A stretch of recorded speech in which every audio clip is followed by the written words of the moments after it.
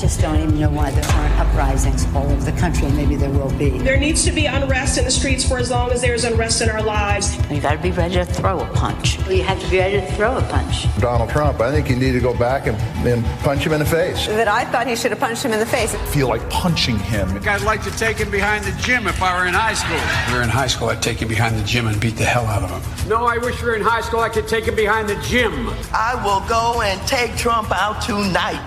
Take him out now. When was the last time an actor assassinated a president? They're still going to have to go out and put a bullet in Donald Trump. Show me where it says that protests are supposed to be polite and peaceful. And you push back on them, and you tell them they're not welcome anymore, anywhere. I have thought an awful lot about blowing up the White House.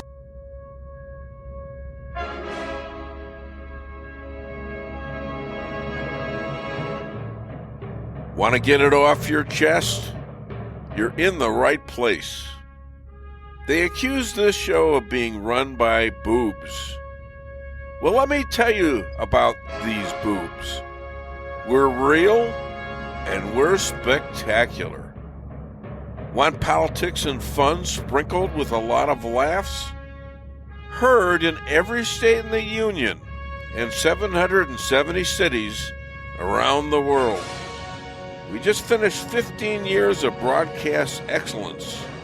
Now in our 16th year, the Dave Weinbaum Show is streaming live all over the world.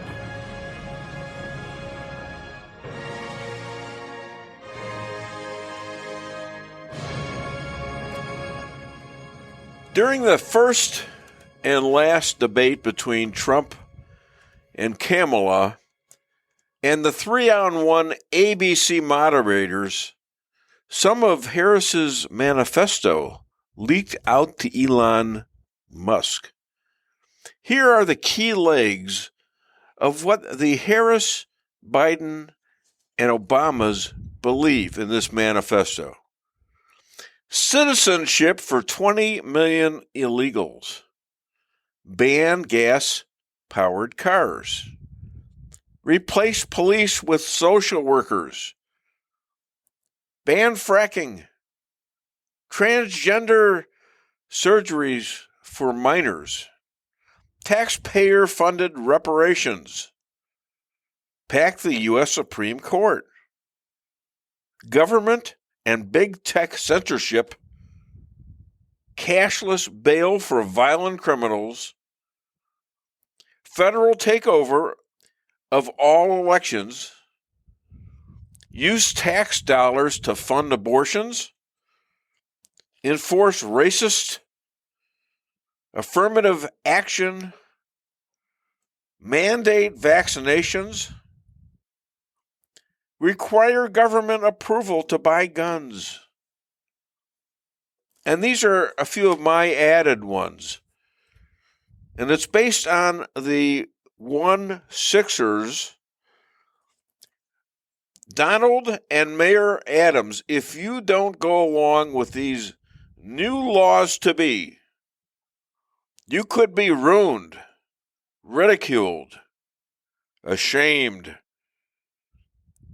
lawfared into bankruptcy, jailed, and or assassinated, as in the cases of Ronald Reagan, Donald J. Trump, John F. Kennedy,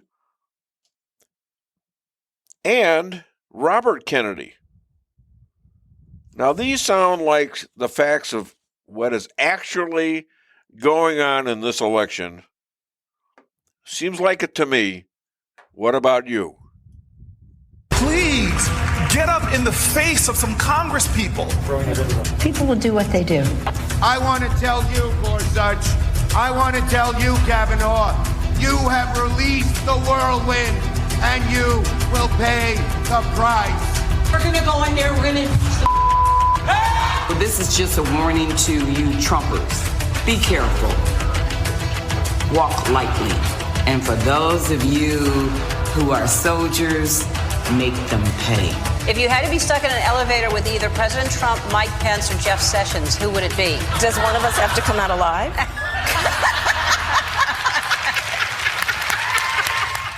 This is a fight for our lives, the lives of our friends and family members and neighbors. It is a fight, and it is a fight that we're going to work to make sure continues. It's a fight. It is a fight. It is a fight, and that's what this fight is for. Well, I'm wired to fight anyone who isn't doing their job for us. I'm John Tester, and you damn right I approve this message. And I'll have lots of fights ahead of us, and I'm ready to stand up and keep fighting. We have to fight. We're going to fight. We're going to fight. We need to fight, and we need to fight. We're going to fight. We got a few more fights. We're going to take the privilege of a few more fights, and we have the biggest fight of all. I will never stop fighting. I will fight like hell. Unbelievable. And you wonder why Donald Trump seems to be getting assassination attempts every week or so now. I mean, it's almost becoming absurd. We have today a special situation. My first guest, John Jeffrey Bradshaw, who I usually look for as he pops up on the screen, is in the office. He's here. Hi, John Jeffrey. We're going to be with you in just a minute. Let me announce the rest of the people here, and that's my lovely bride, who at the moment hates me, Lisa Ann Weinbaum, the law. My producer, J.P. Maxwell. Good morning. And Rick Henderson, whose friend Rick, I think it's Rick Camino or something. He likes to contact the show. But Rick Henderson out there in Salem, he does all the bits and the clips, does a great job. We've also got Chris Adamo, the expert on what's going on right now, which is the Marxism that's taking place. And he's a great author, and he's a very committed pizza lover, and he loves his country. I'll tell you that. And we also have Bill Hardwick, the state rep, who's a brilliant guy, also a professor, a philosopher, and a lawyer. And here's a special treat today. We have Ryan Zinke. Ryan Zinke, the son of Congressman-to-be Jeff Zinke. Jeff Zinke is running for Maricopa County National Congress, and I think he won his primary now, so I think he might be on his way. But Jeff Zinke is a special story because they were both there January the 6th. They never went in the building. They did everything everybody told them to do, and yet Jeff Zinke got his door blown down by FBI in Texas, and they kidnapped him and put him in a jail in D.C. and came up with these felonies, allegedly. And he was convicted within 20 minutes by a D.C. Judge and jury. But since the Supreme Court, they kind of had to go back on that. They dropped the felonies, and they still tried to re-jail him. In fact, that might be in play as we speak. But we may have just broken the 1/6 lie. So, and we may have done it on this show. Anyhow, let's start off with our great friend and opening act. He was just telling me he was there when I opened McDonald's here about 50 years ago. And he was there that day. He doesn't remember me, or he thinks he remembers me. And I certainly, he was like a kid at the time. So I guess we were both kind of kids. Yeah, you were too. That's right. Yeah, I was 20. What was I? I was 25 or something like that. So you had to be about 26. Yeah. Right. We must have been handsome dudes. No. Because look, you're handsome now, and I think I'm kind of handsome. I have been described as ugly as homemade soap. Oh, yeah. Give me a break. I don't know how ugly homemade soap is. It's pretty ugly. But it's clean. Mm-hmm. You know, at least you're clean, ugly. Anyhow, this man is 256 years old. He was around for the Revolutionary War, and he was good friends with George Washington, Ben Franklin, Thomas Jefferson. Used to pick up all these pioneer women there in Ye Old Tavern in Virginia. Please welcome, all the way from Rolla, Missouri, an expert on the Constitution, John Jeffrey Bradshaw. Get a little bit more for showing up. You see, a little bit. Yeah, give him another shot. That give him another shot. There you go. That's enough. All right, we have to pay him overtime now. Yeah. Come on. So what's stuck in your craw today, sir? I got a few things. Number one, you mentioned January 6th. We might as well expound on that a little bit. Please do.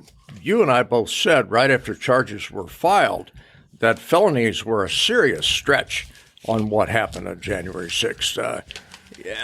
For the most part, the people that actually went in the Capitol might be guilty of criminal trespass, misdemeanor, but to stretch that into a felony like they did with the Zinks is a serious problem. It's a serious stretch of the law, and the Supreme Court finally came back and said, no, you guys really did overstep your bounds. Yeah. So let's go back and look at this again.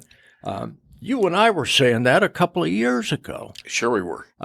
That this has been prosecuted way beyond. Why is that? Why did we see that?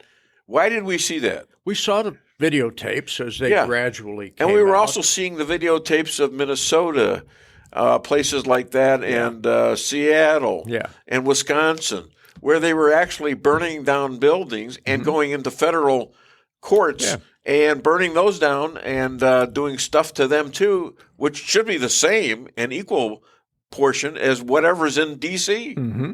Black Lives Matter and Antifa seriously damaged those cities. And as far as I know, no one's ever been prosecuted for it. They just gave them a pass. But January 6th, now these are conservatives for the most part. And, we have to persecute conservatives. That's the name of the game there. So, they threw the book at them. And it was a serious stretch of the law. And the Supremes finally came back and said, come on, guys. Let's take another look at this. You're really going to have to use a different statute if you expect. Well, they're trying to get around that. And they're still charging people. Yeah, this is They're lawfare. going around the country figuring out who was there on 1/6. And if you're a conservative, you're probably going to get arrested. One Antifa guy wasn't even in the same state, and they prosecuted him. Yeah. That was the Proud Boys guy. That's Enrico. I'm sorry. Yeah, Enrico, whose mother was on this show. Mm-hmm. He's still in a federal prison in Kansas. So we see how Kansas or Kentucky, one of the other. We see how ridiculous this has gotten. Lawfare. At first, it was couched in, "Hey, these are the annals of the law," But at this point, it's become so ridiculous. The man on the street looks at that and says, wait a minute, this is a miscarriage of justice no matter how you slice it. And at what point do you do something about that? Well, I intend to do something about that on the 5th of November. See about getting these folks. Yeah, but I don't think I think there's been so much lying done about this by the left. Mm-hmm. Lying about, oh, my God, they've ruined our democracy. That it has to be told on places like this show, on the other guys out there who are doing this, the people like what's that guy? I can't remember half their names right now, but I certainly have an admiration for them. It was like the Rush Limbaugh revealing a lot of stuff when he was alive and how great he was at never not fighting back, that kind of thing. And that's what gives us joy is actually to be here, be alive, and to be able to fight back. Bo Snerdley has actually carried on the Limbaugh banner. I get texts from him every day. Good stuff, links to things that I want to look at and I want to investigate. So what about Nancy Pelosi now? She just came out and admitted it was her fault they didn't have the National Guard. Not Trump's fault. in her own voice said it was my fault, and I think she was talking to her daughter. I don't know how it got out there. It got out but there. It got out there, and she's taking full blame for not having the National Guard there, which Trump offered. And was denied. And that was part of the lie, that he did not want the National Guard there. She also had the D.C. police, who had a rather large contingent available for that thing. Sure. They were on half staff when that thing happened. Yeah. Of course, they mobilized everybody they could find, but it's too late. Well, of course. Purposely for that. Doesn't this look like a conspiracy to you? So how many people were killed that day? One, and innocent. And what was her name? I don't remember her Ashley name. Babbitt. She was an Air Force veteran. Mm-hmm. She was joking around with the cops just before what's his name, Mike Bird shot her. He's the head of the D.C., and he's never been tried, never been questioned apparently about this. Mm-hmm. And something that needs to be done is he needs to be investigated and possibly indicted for murder. The folks on the street that actually read about these things, and if they're not reading the tainted propaganda that comes out, the man on the street looks at this and said, all of this is so very wrong. Yeah. It has gone beyond the pale. It's nowhere related to justice. And I think that's going to show up in the ballot box on November. I think it already is. You know, you take a look at these. One of the tell signs is these unions. Now, the unions used to always go Democrat. I mean, like for the last four decades. 40 years, 50 years, they've always endorsed the Democrat in office and out of office. Suddenly, they have to a vote of 70% of them stopped endorsing Harris, Kamala Harris. It was 58% Trump. Yeah. And 37% Harris. Yeah, and that was just in one of them. Others were more even.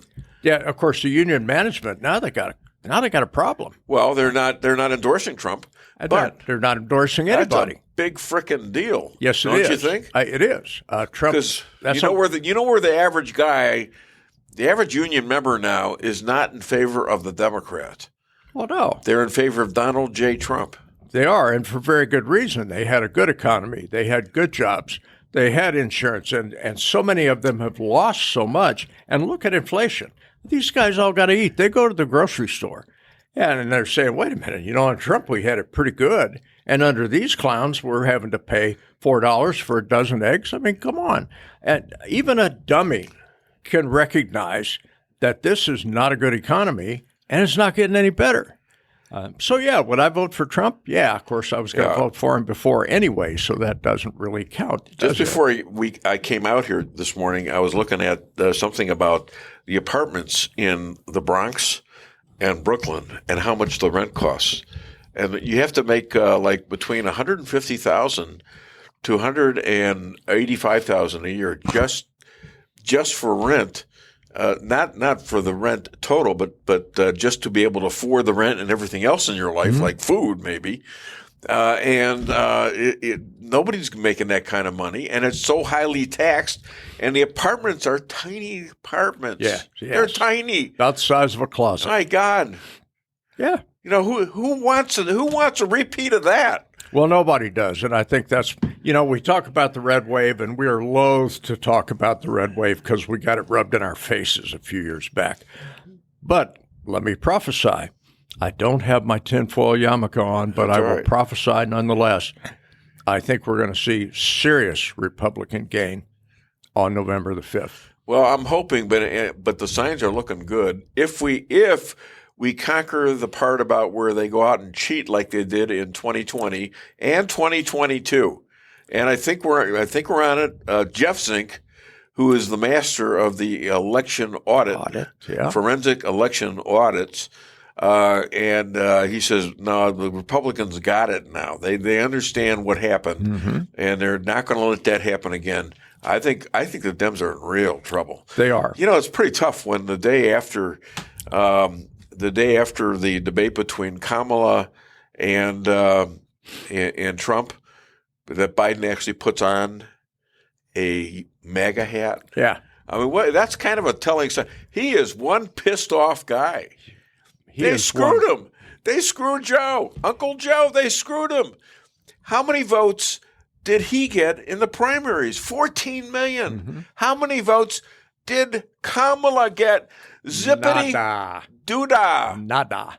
Come on. Yeah, I think when Joe slipped on the MAGA hat, you know, he's not all there, okay?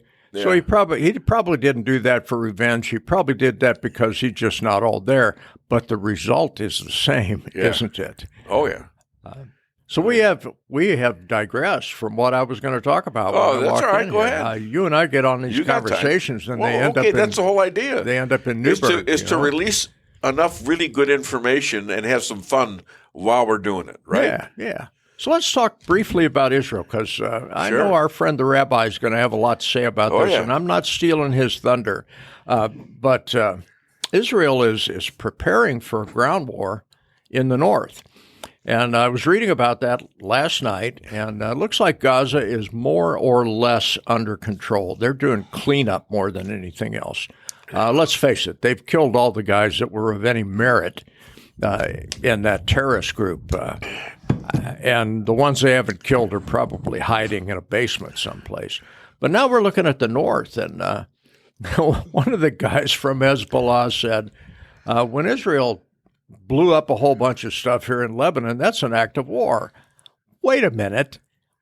You people have been shooting rockets hundreds at a time across the border, and you don't think that's war? And when do you think they started this last deluge of rockets at Israel of October the 8th, 23?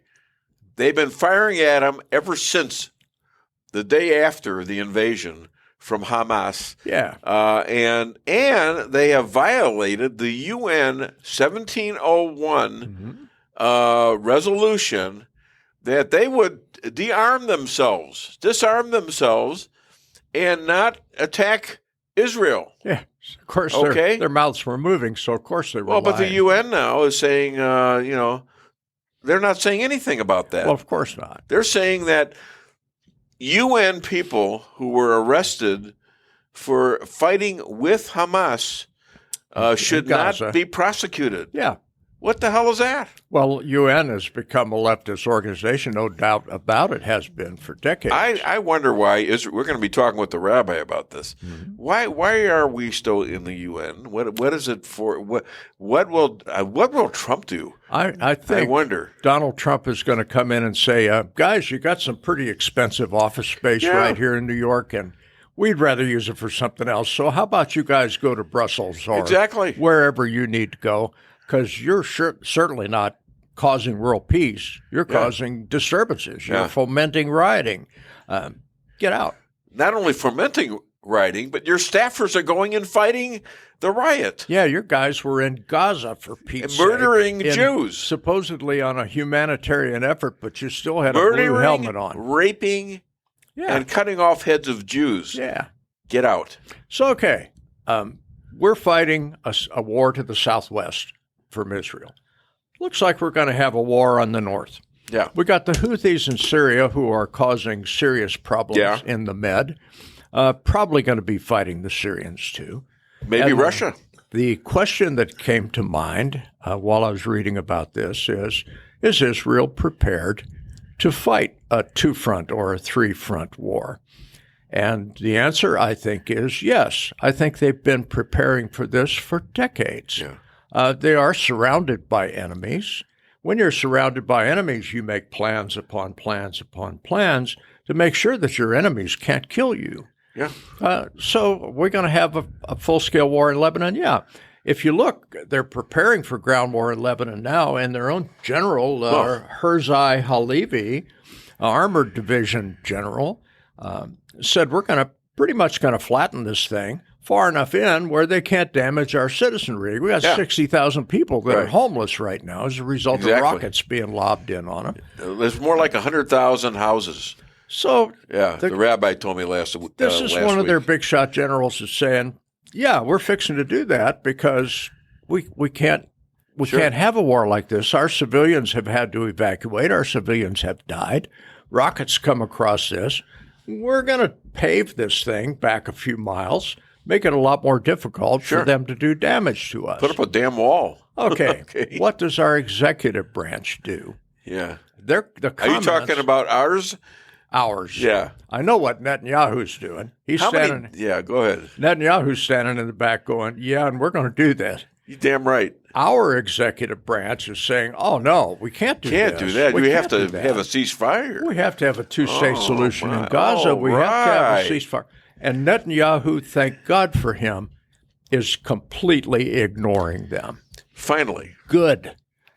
Finally. Because what is being spewed out of our government is pacifistic garbage. It can't possibly work. The two-state solution, come on, Dave, that's been dead for a long, long time. Israel's never going to do that, and anybody with any sense is never going to vote for that. If you want an example of the two-state solution, look at Gaza, where all the Jews pulled out in 2005, and even took the cemeteries, the graves of Jews, and brought them back to Israel, caused almost a civil war in Israel, all right, and left it to the Gazans. And then they go and elect Hamas. And what do? They start attacking. And every year they break the ceasefire. They kill a few Jews. They have a few rockets drop in the south of Israel. And then we go and retaliate in Israel. And you're the bad guys. Then we have another ceasefire. 17, 18 ceasefires, and these guys are starting to get very confident because with Obama, suddenly Iran gets all this American taxpayer money, and with Biden, now you've got people that are hostage, and they're paying off Iran $6 million for every terrorist that is a hostage that they let go. That is released, they're starting to say to themselves, "This looks like a business." Yeah. This is a profit-making enterprise. And so that's why they stole all those Jews. And they put in there, then, besides that, murdering 1,300 Jews in one day, which is the equivalent in this country of about 40,000 people getting killed in one day. And then people What did we do after Pearl Harbor? What did we do? 1,300 people killed there. We went into World War II. Yeah. Our government prefers to ignore the facts that are so obvious to all of us. You've done all these atrocities, and Israel's supposed to stand back and take it. We have urged Israel to do that for decades upon decades. And they listened. You guys are the good guys. You have to take this. And finally, Benjamin Netanyahu says, nah, we're not going to take this anymore. They can't. They're destroyed if they do. If we are going to fight a war, we are going to fight a war to win. That's something our country hasn't done in decades. Exactly. Why? Because we have politicians running the show, and politicians are a bunch of drooling morons. Turn it over to the generals and say, take care of this. Tell us what you need. We'll provide it for you. Of course, that never happens in this country. Not to mess around, to win. To Either win or get out. So what is a win in Gaza when there are no terrorists left? Exactly. And we've been working our way through the management and they have made great damage. You even look at Lebanon, 8 out of 10 of the leaders are dead. Yeah, and they just killed one yesterday. It might be 9 out of 10. They got nobody left. The walkie-talkie thing and the pager thing. Yeah, the pager thing. Best intelligence coup ever in the history and it's of low man. Civil. It's low the normal population, the kids and all that. It takes care of pretty much one guy at a time who's carrying these things. Nobody else is allowed to carry them, so you know it's them. Yeah, and they have their meetings via these speakers or whatever they are. They're walkie-talkies, and then pagers, right? And it was perfect. Yes. How many innocents how many years died? They were working on this? Well, it's been a bunch. About 25 years. Yeah. Just in case, and they got other stuff up their sleeve too. That's the Mossad for exactly. You. They don't think about the next chess move. They think about the end of the game. Well, that's the end of the game, and also it is something that prevents killing civilians. Yeah. So it's amazing. It's everything they wanted. We can't come back and say, oh, my God, you've killed women and children. No, you killed their leadership. Yeah. Collateral damage is tiny, tiny, tiny. Yeah. So how can our government criticize that? Our government has criticized that. Sure. But they sound like blathering boobs, which is what they are. Well, yeah. So the man on the street's got to look at this stuff, Dave, and say, this is crazy. That's why they need to listen to shows like this, okay? Mm-hmm. You might disagree, but go ahead, call 573-578-2700 and get it off your chest. Just don't give me a lot of swearing and stuff. Then we got to hang up. And I don't care. You want to object or say, well, Biden's we need a new generation in there. Kamala is not a new generation of anything that has any brightness in them. Kamala is a genetic defective. She's an incredibly misspoken individual. She's very much pro-choice. And I wonder often pro-choice if her mother had made the choice that Kamala endorses, we wouldn't have this idiotic boob. You could say that about everybody who's been born. Your mother had a choice. Yeah. What would you be thinking right now if you were in the womb? Well, I wouldn't be thinking. Well, maybe you would be thinking. Because you know what? You'd be reacting to the instruments going in to rip you apart. Oh, let's not go there. Okay? It makes me sick. I'm sorry, but it's true. Of course Is it not true? Of course it's true. All right. Well, listen, we're gonna take a first commercial break, and then we're gonna have the Rabbi on. Mm-hmm. So hang out if you can. I cannot. I will be leaving. Are you going to leave? I got to go to Iberia. I got work to do. Well, in that case, you got a parting shot? Probably. Dave, are we in a recession? I don't know. You know what? We probably are. There's a yes right there. We are in a recession. Well, we are, but you know what? The market keeps going up. Mm-hmm. And, it's dropped, it's gone up, but it's gone up. Yeah, the market I don't know if that's a phony thing based on what Powell did, which is lower the interest rates by 50 points, yeah.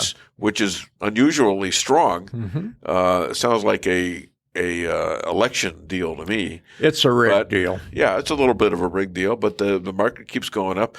I've been invested since the 80s, and I just don't buy. I mean, I just don't sell. Pretty much. Yeah. Unless I have to for monetary reasons to pay some bills. My parting shot is about bankruptcies, and yes. There is a thing called the American Bankruptcy Institute. I had never heard of these guys before, but they apparently are legit. And bankruptcies, according to them, are up 7% from 2023. Yeah. That is substantial. Commercial bankruptcies up 70% for this decade. Wow. Concerns you some. 28% up from 2023. Okay, why? Regulation, inflation, supply chain, recession. Okay, here's a short list of the ones that you recognize that have filed Chapter 11. Big Lots, Bed Bath & Beyond, Red Lobster, Rite Aid, Envision Healthcare, JCPenney, Tupperware. Why? Because we've got $35 trillion of public debt. Yeah. They can't handle the inflation. And they're raising taxes all the time now. They can only raise their prices so much. Their profit margin is shrinking. When your profit margin goes to zero, you declare Chapter 11 because you've got nothing left. Bingo. That is our economy in a nutshell. And you got Trump has some the Trump tax reductions are about to stop. Yeah, they expire. And Kamala's talking about we're going to cut taxes. Well, you better keep that thing going, or you're going to have a 30% increase in taxes. Well, how's that going to work out? Unrealized capital gains is the one that ultimately kills you. Oh my God, that's crazy! That's the one that kills you. In case, do you ever think they could get that through the Congress? She might be able to do that on an executive order. I think it'll bounce. I don't think so. Yeah, I don't think so. But that for me, that would be writing a $250,000 check I don't have that cash. Yes, exactly. Now what do I do? Sell the house, sell the business, mortgage my children? What do you do? You go bankrupt. You go bankrupt. Yeah. And that just made that circle of what I was talking about. There you go. All right. Thank you, my friend. I'm out of here, brother. You have a great time the rest of the day, and now you've released yourself of the fun and preparation for this show, and you're a great friend, and I appreciate you. Let's hear it one more time for John Jeffrey Bradshaw. All right, you guys got to be a little quicker on that. Come on, guys. Come on. You're not going to get your overtime this week because of that. Duke, Missouri. All right. Yeah. All right, let's go to commercials. Buy from my sponsors. Hit it. Your home is your castle. You don't need unwanted hassle. Don't let those creatures move in to stay. Let us protect your investments. That's what we're all about. Plank Termite and Pest Control will save the day. Plank is locally owned and family operated right here in Rolla, a Google preferred business. Our customer service and your satisfaction is our number one goal. So call Plank today at 368-3333. Plank Termite and Pest Control will save the day. Honey, what are you doing? What does it look like I'm doing? It looks like you're filling up a swimming pool. Yep, I'm filling up a swimming pool. In our living room? How else am I going to watch the game and stay cool? If your AC is on the fritz, call Hartley's Climate Control. Hartley's is the area's best in HVAC repairs, installs, and maintenance. Knowledgeable, honest, and dependable. Serving Rolla and the surrounding areas for commercial or residential needs. Hartley's Climate Control. Community born, community raised, community serving. Call Hartley's Climate Control today at 573-368-3163.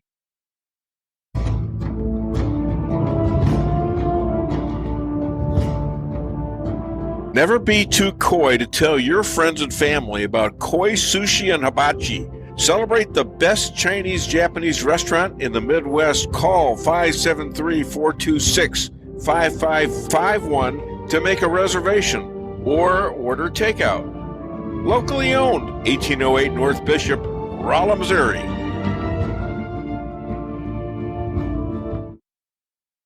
We can sum up McDonald's new crispy chicken sandwich in one word. Crispy, but also juicy and tender. Okay, it's crispy, juicy, tender, all one word. But then, also pickle. Oh, and potato bun, which is two words. Okay, we can't sum up our new crispy chicken sandwich in one word, so you'll just have to try it to understand it. Order ahead on the McDonald's app at participating McDonald's. Ba-da-ba-ba-ba. Merrill's Quarry and Asphalt, 40 years serving cities, counties, and everyday businesses with driveways for people who live and work in our little piece of heaven right smack dab in the middle of America. Call 573-578-9101 for your free estimate of rocking, rolling, paving, driveways, sealing, and striping, too. That's 573-578-9101 for your free estimate. Your home is your castle. You don't need unwanted hassle. Don't let those creatures move in to stay. Let us protect your investments. That's what we're all about. Plank Termite and Pest Control will save the day. Plank is locally owned and family operated right here in Rolla, a Google preferred business. Our customer service and your satisfaction is our number one goal. So call Plank today at 368-3333. Plank Termite and Pest Control will save the day. At your locally owned Price Chopper, our standards are high because we know yours are. See for yourself what an incredible fresh selection of grocery items we have in store. Talk to our expert meat associates about what you're looking for. They're happy to meet any special requests like custom cuts, or see our expert produce associates on how to pick out the best fruits and vegetables. Quality in the deli means fresh, full flavor, and always delicious. If you're craving fresh baked goodness, we have that too. You can expect the best selection and the best value while interacting with our friendly and knowledgeable employees. You can find what you're looking for fast and easily at the best prices at Price Chopper. Fresh savings every day.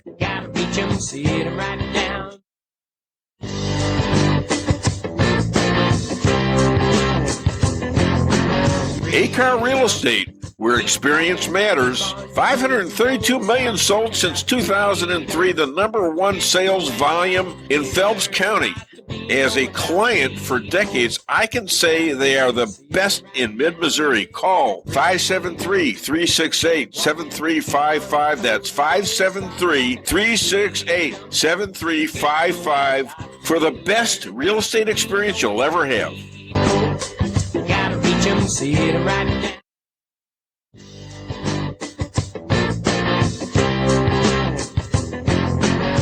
Insurance going up like crazy? Daniel and Henry Insurance is one of the largest private insurance companies in the world.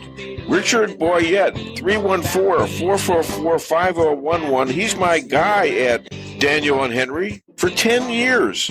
Business or personal, call Richard at 314-444-5011. He's the best. At Town & Country Bank, we've got all the perks of a national bank, like online banking, quick loan approval, and you can deposit your check from your phone. But that's not why our customers love us. They love us because we still offer hometown customer service. Stop by one of our 2 Rolla locations and let our friendly team remind you how special hometown banking can be. We're locally owned and we'll take the time to understand your needs. Smart, friendly solutions. Town & Country Bank. Member FDIC. Equal housing lender. Well, here I am,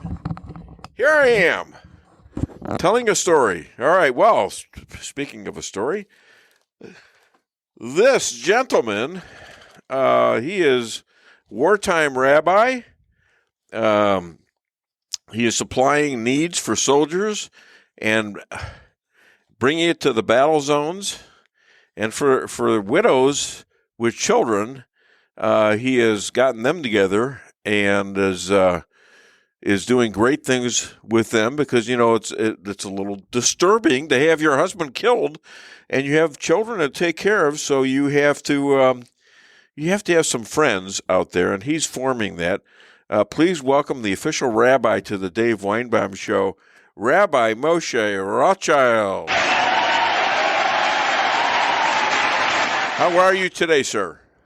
Yeah, I'm doing good. How are you guys? I'm good. Let me just start with the last thing I was going to say. Your wife painted a beautiful horse. You know, my wife just painted me into a corner. I don't know what the hell's that about. But anyways, that was a beautiful horse, and man, she's talented.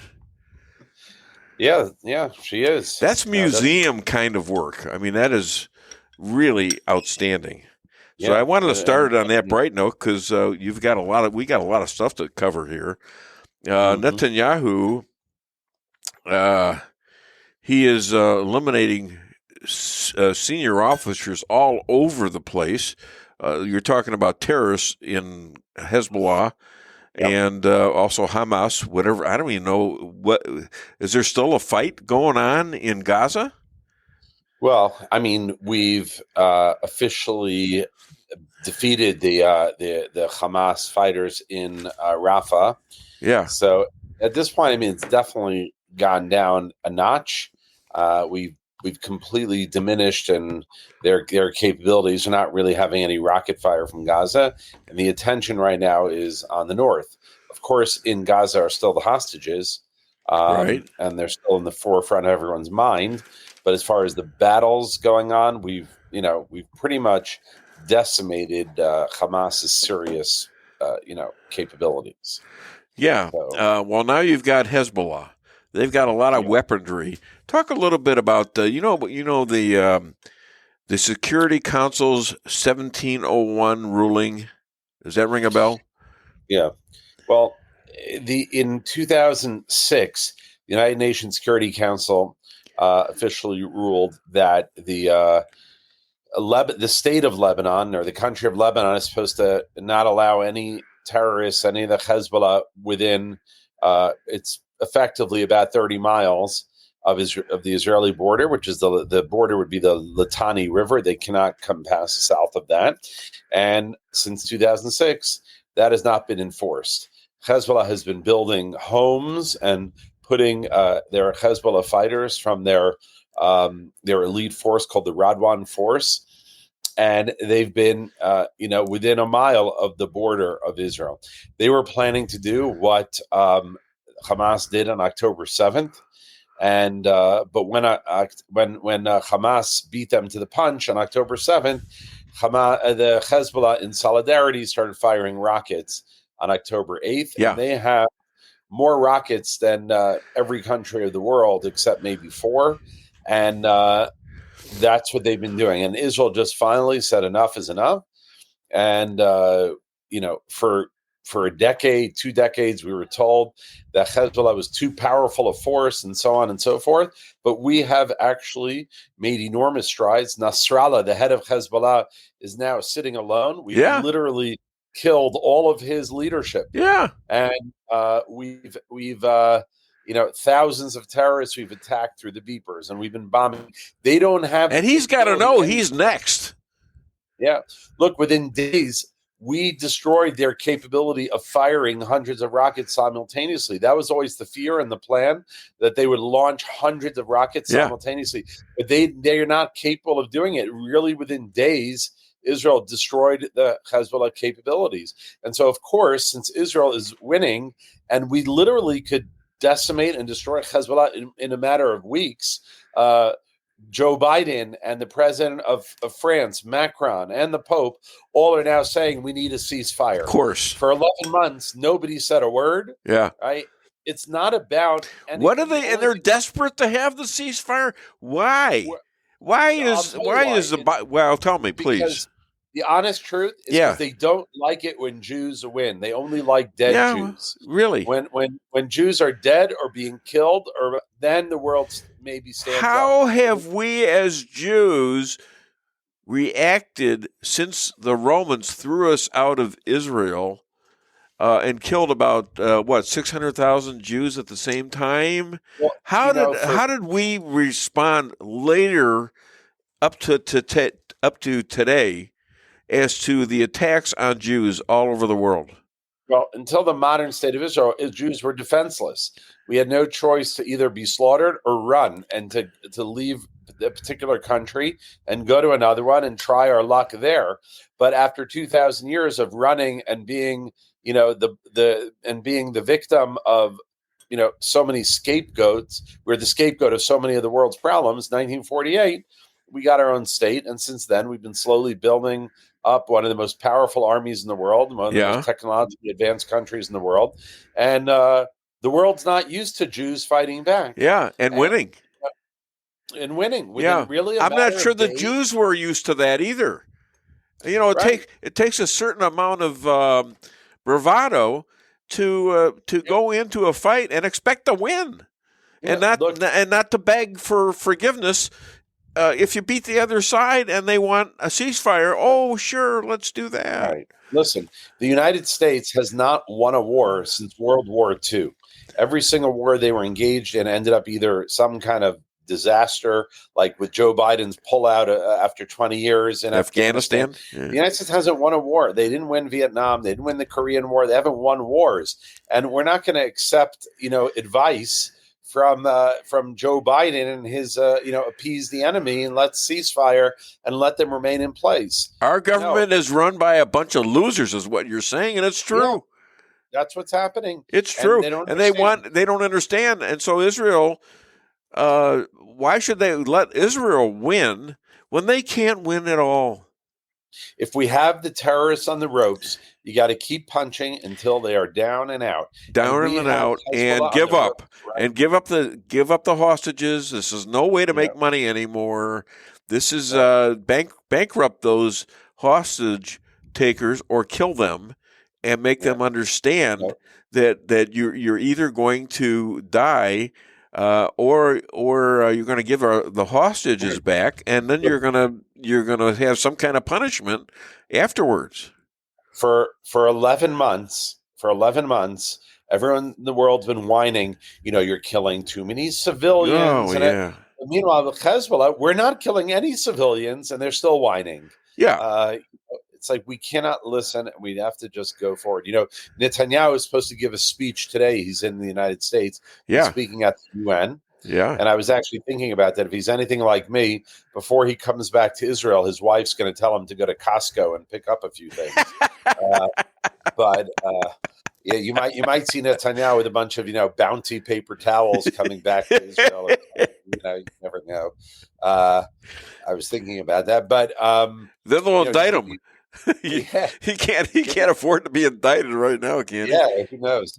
He's giving a very important speech in the UN. We'll see what he's going to say because of course, while he was in the air, that's when Biden releases a statement saying we want to have a ceasefire with Lebanon. Of course, they're desperate for a ceasefire. It's not just that they want a ceasefire. Somehow, Biden is desperate for a ceasefire. What is that crap? It's also that I think the way the Democrats see it is that this is not good for their election plan. They don't want war in the Middle East and all the Muslims in Detroit not happy with Biden. There you go. And so he's got to do it. No, we don't want. We got to put pressure on those Israelis. So Michigan's a very important state. And they. Are you worried about Russia sending, contemplating sending advanced Soviet missiles to the Houthis via Iran? Well, look, I'm at the end of the day, I'm not too concerned because it's not even so much what you have; it's knowing how to use them. And when we fought, during many wars, the Russians armed the Egyptians, they armed the Jordanians, they armed the Syrians, and at the end of the day, you might have decent equipment that the Russians going to give them, but they don't know how to use them. Yeah. They don't know. I'm not that I'm less worried about. I'm more worried about a nuclear Iran. That's more of a concern. Well, that's the other question. What's Iran doing right now? It sounds like they're going to say, well, we're going to fight back. We're going to bomb Israel, whatever. I don't know. I don't know what they're talking about lately. Right. Do you? But I don't. We know from experience. There's a lot of hot air that comes out of it. We take it seriously, and they just don't have the ability to deliver the goods, so to speak. Yeah. The United States has always armed Israel with an advantage over all of our enemies here. In this, he's speaking right now on Fox. Oh, it's from our pastor, Patricia Oden Maxwell, and Netanyahu speaking right now. Hey, Pastor Pat, call us up and let us know the gist of it when you get a chance. Okay, thank you, Pastor Pat. Anyways, you've got the warnings going on to not only the Lebanon people, but you also have a situation to where most of Iran leaders are hated by their population. Yeah. So you're best able maybe to slash a divide between those who are killing Jews and those who want to get along with Jews in these separate countries. Right. I mean, look, the reality is that Hezbollah and Hamas are both puppets of Iran. They were started by Hezbollah was it's called the Party of God. That's what Hezbollah means. They were started by Iran, by the Ayatollah Khomeini. And I think if you chop off the head of the snake, I think you'll have a big change in this area. And that day is coming. I don't know when exactly, but that day is coming. Just like Iran in 1979 fell, and there was a huge change. Yeah. It can change back. It can change back, and we're waiting for that day. And that was a major defeat under Jimmy Carter. It got Ronald Reagan elected. And hostages were being held 440 days or something. But you have to react to stuff. I mean, Reagan was great. He was a great president. He didn't do one thing though. When they annihilated the barracks in Beirut and killed 240 plus Americans, he didn't do anything. And I think this encouraged the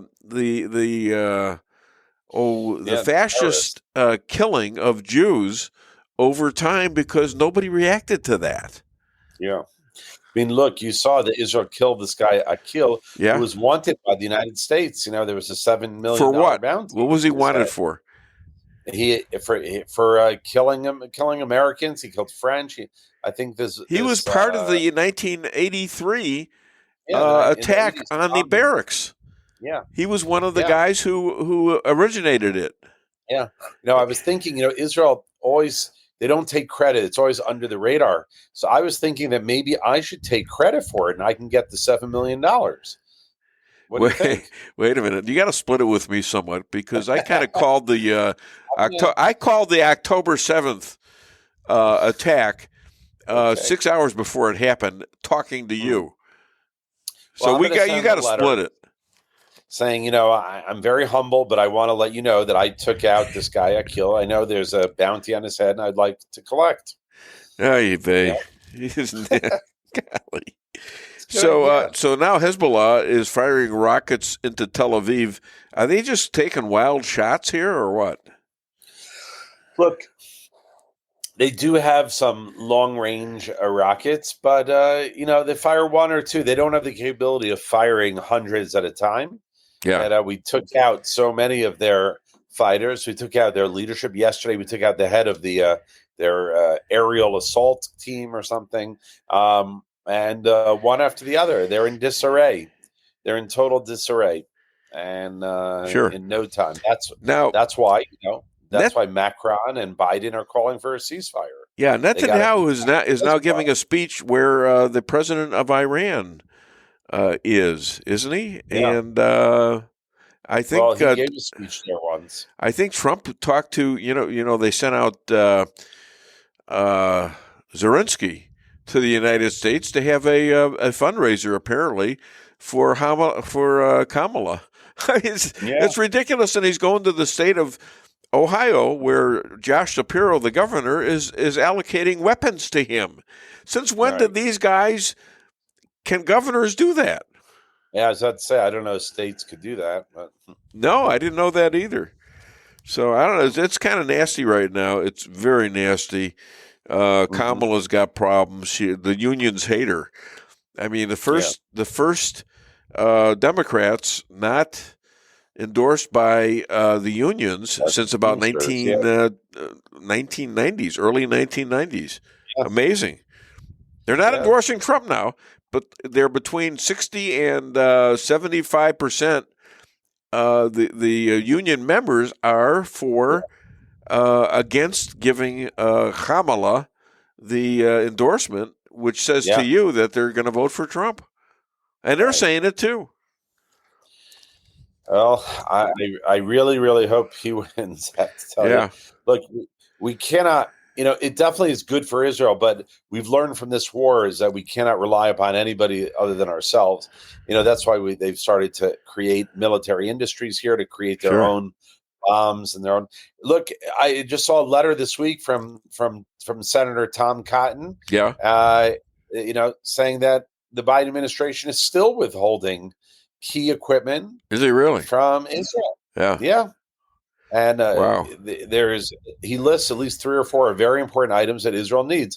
And again, we need to be reliant on ourselves because, we can't, when hopefully Trump gets in there and everything's great, but who knows who's going to come after him. Well, so now's the time, that Israel's got to, have a little bit of foresight and insight to what's going to happen and start building their own 2,000-pound bombs. I would agree with that. But you got to cover yourselves. You got to get other countries that are more aligned to you, like India, which I've been talking about for a while. I'm not even sure about China, but I'm sure they have their inroads there too. And you like the food. What the hell?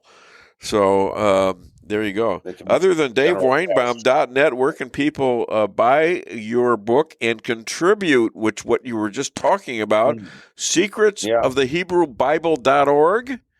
Yes. You can go pick up a copy of the book, go to that website, and I think you'll enjoy it. It's a good book. And if you want to check us out, you can go to our website, IsraelAlliance.org or Facebook.com/Israel Alliance. We'd love to hear from you.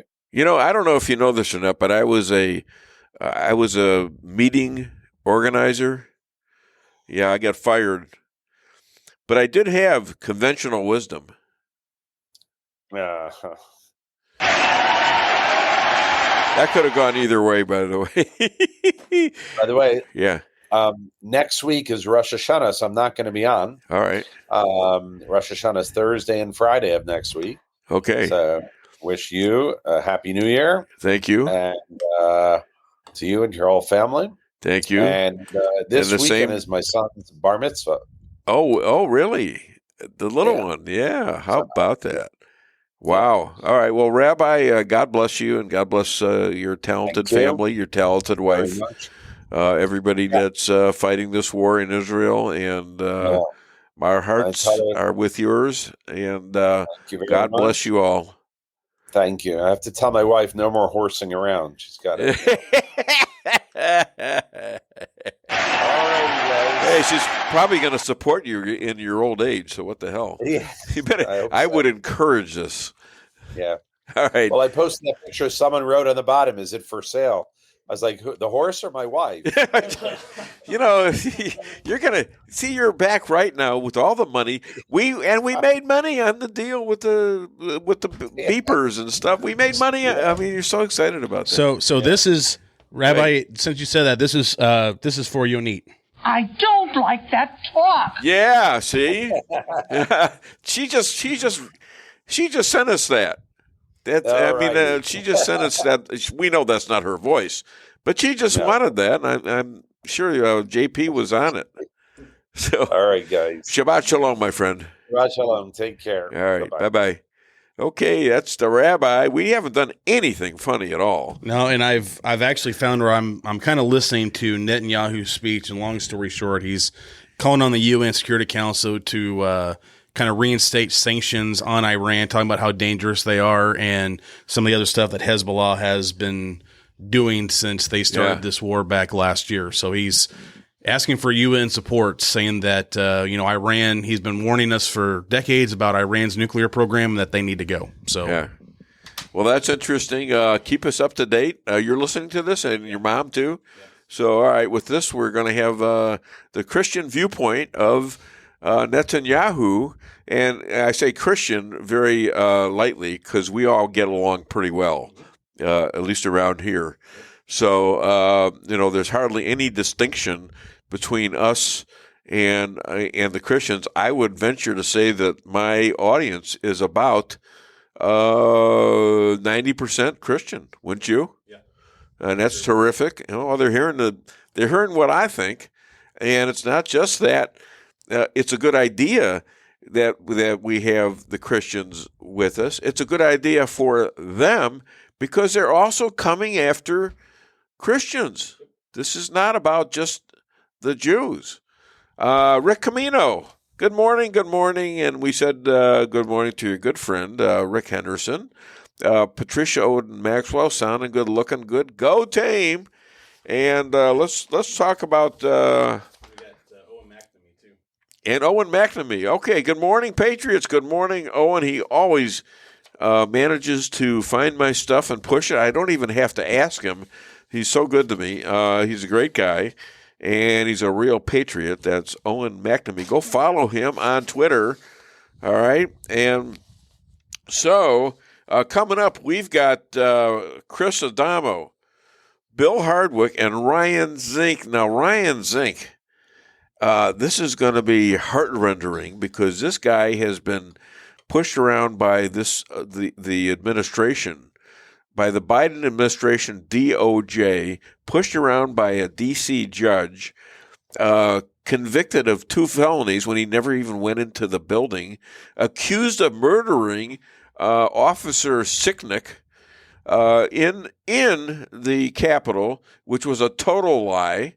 And this guy stood up. He never went for the bargain they wanted to give him, which would have ruined his life anyways.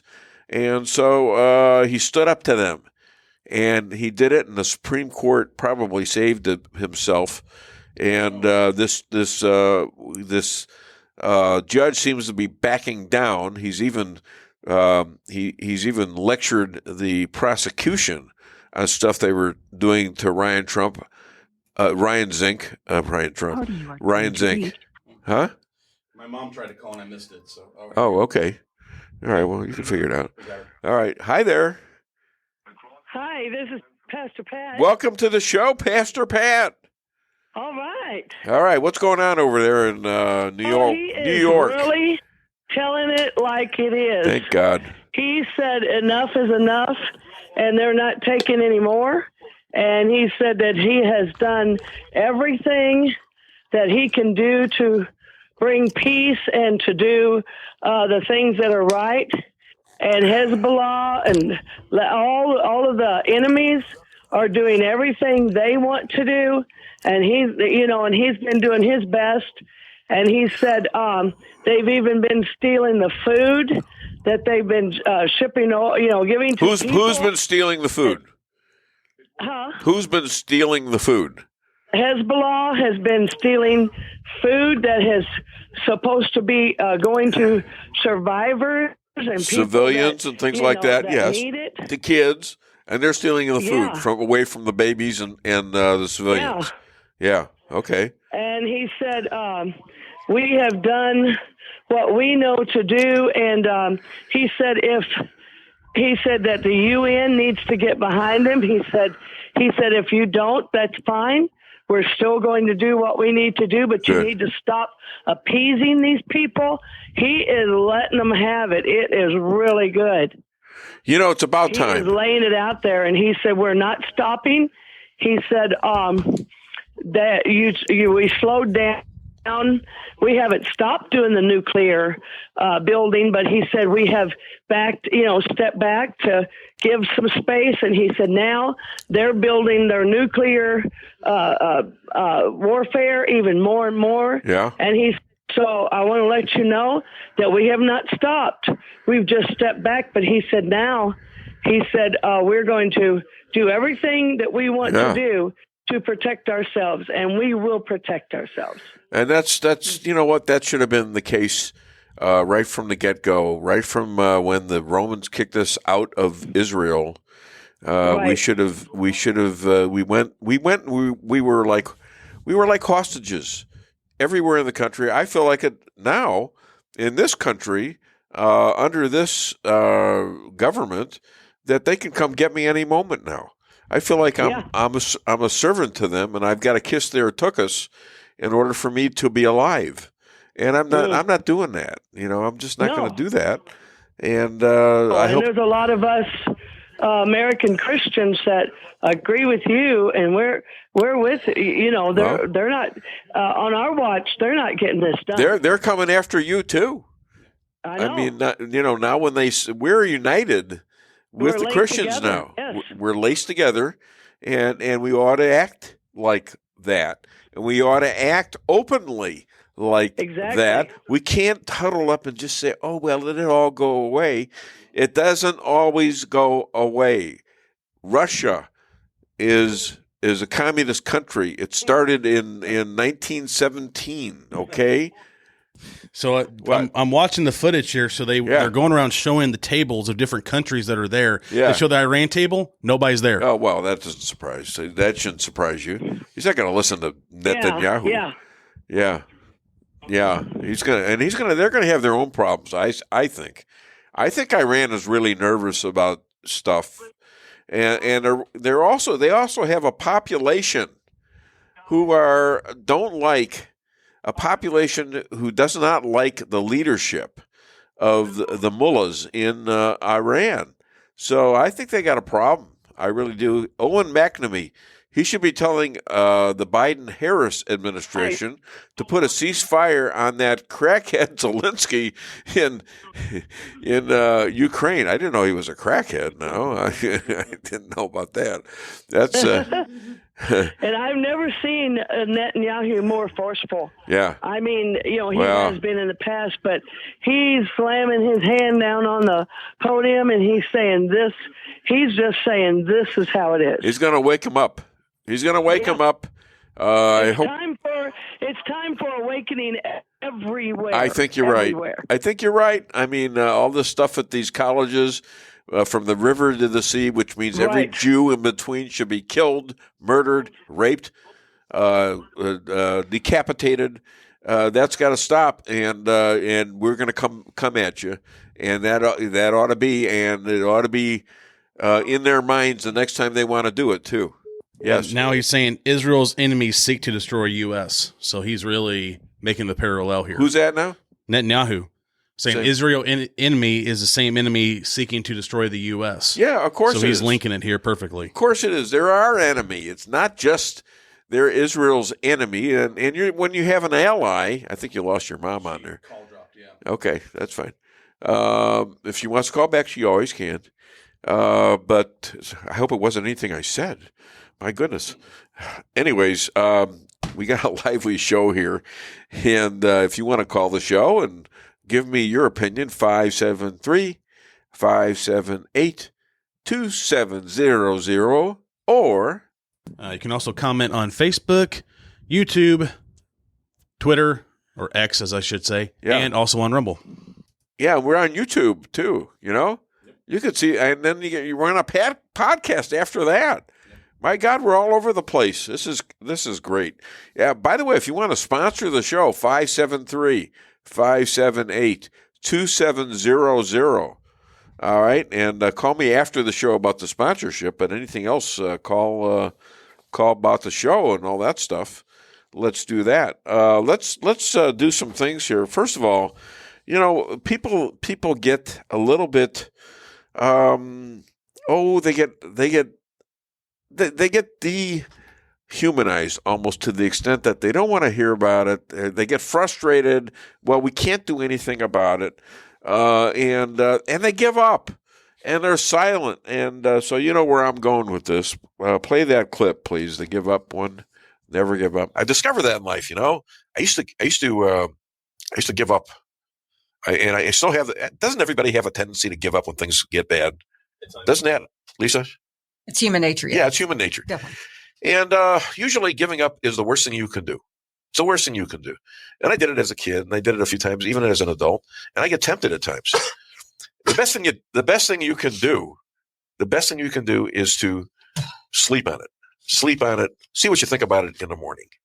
In the morning, you might come up with a solution because your mind is clear.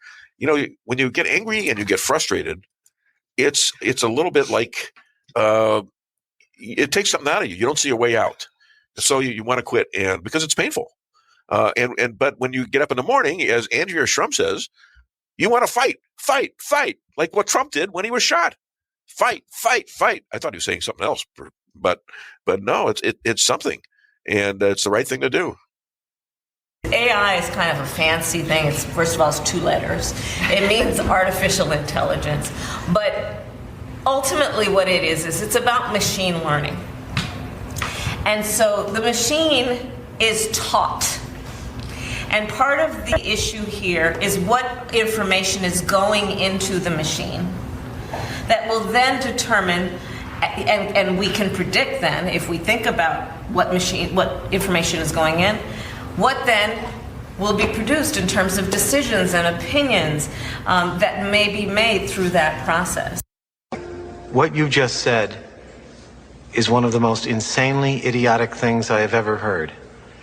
At no point in your rambling, incoherent response were you even close to anything that could be considered a rational thought.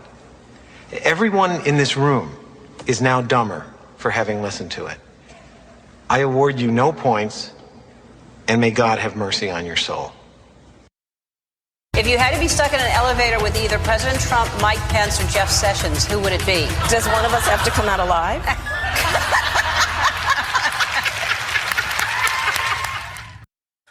What were you turning down? The cackle was the best part. It just makes my head hurt. Oh, stop it. This is my commentary.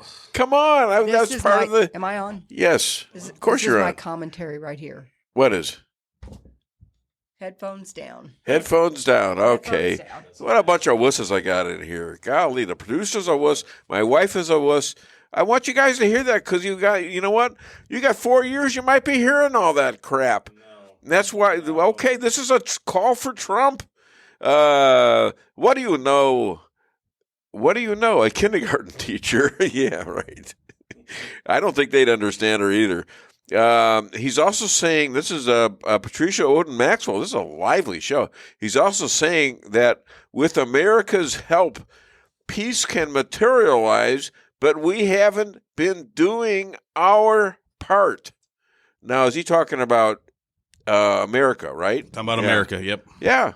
No, well, so he's calling out Biden and Kamala right now then, so that's perfect. Definitely, and he's calling out the major supplier and the major ally of the United States to Israel, and they are actually getting people killed over time because they're sort of going along with Hamas killing people, with Hezbollah killing people.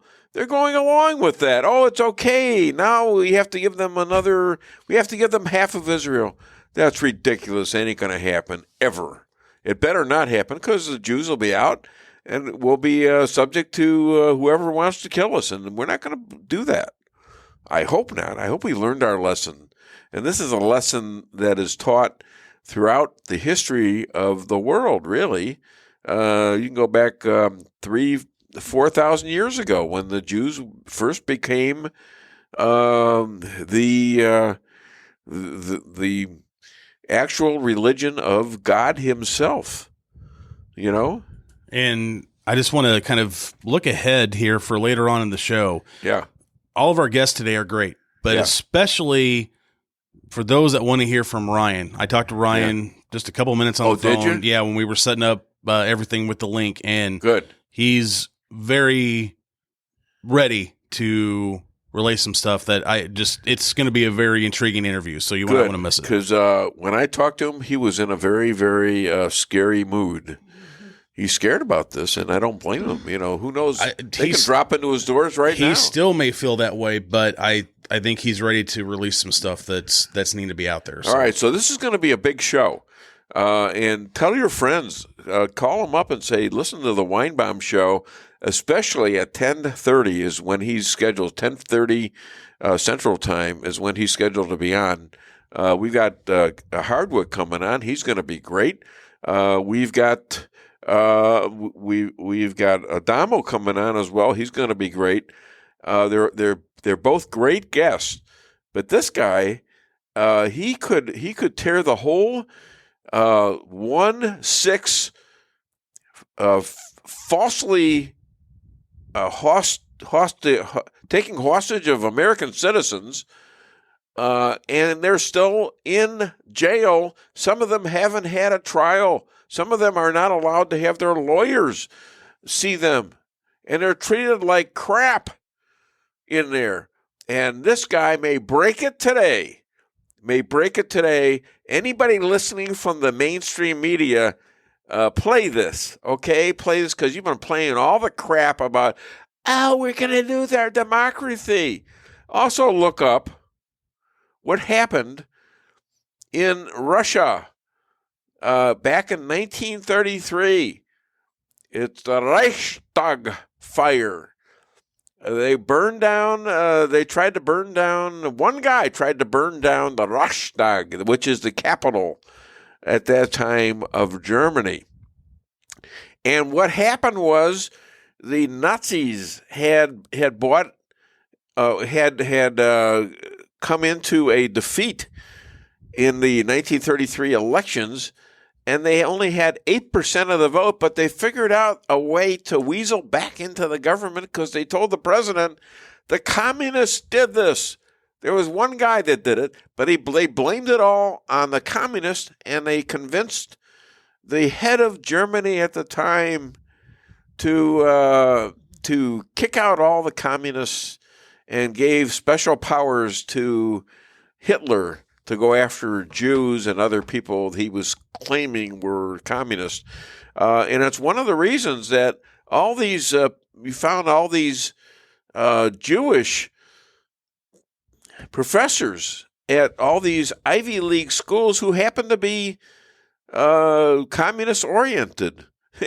And one of the problems in World War II, sort of like a get-back at Hitler, was that the United States was the Oppenheimer, who was a Jewish German, kicked out, and became the head of the nuclear program.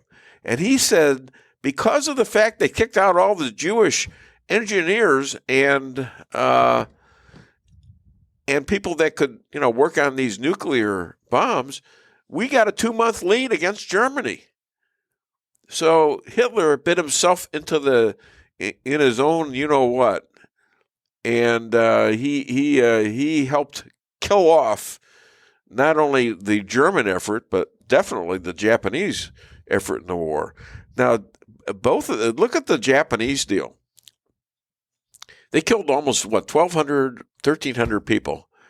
How many did we kill? How many civilians did we kill in World War II? It had to be millions. Had to be millions, okay?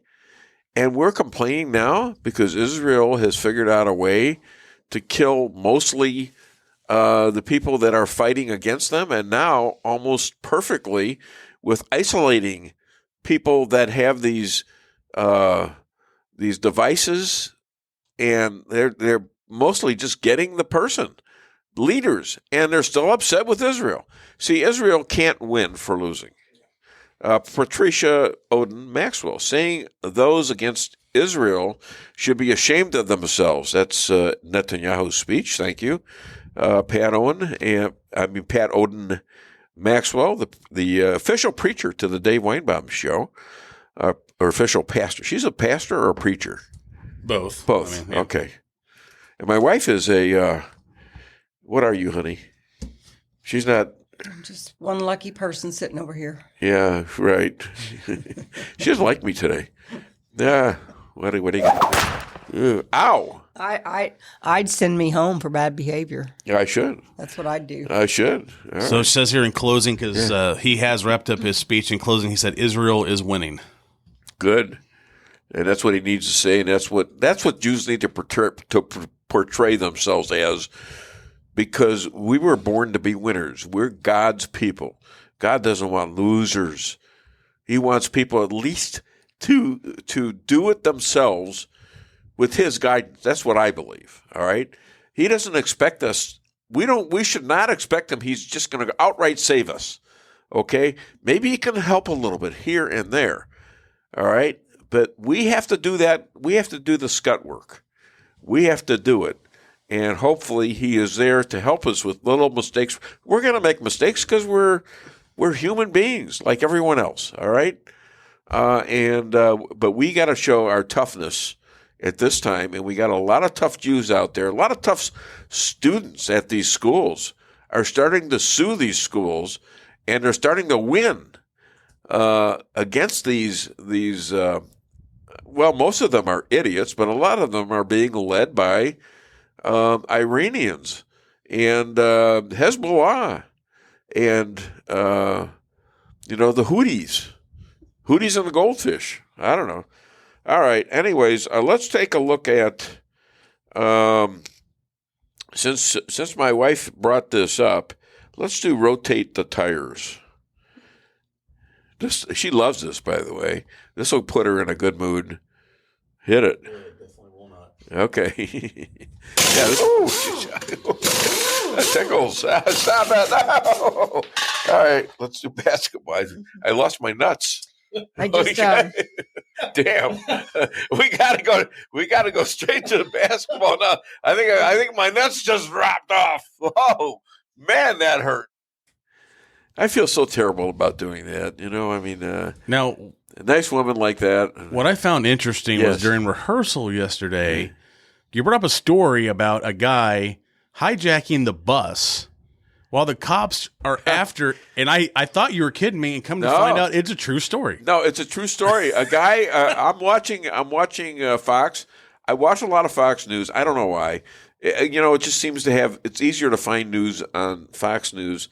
And, the other Newsmax in there, they're fine too. But here's the thing that I'm watching this, and it's a news article. You got police following this bus. This guy had hijacked it. He killed somebody, and the police are following the bus, and they're showing the bus stopping. And what are they doing? They're letting people off. They're ringing the bell. He's letting people out.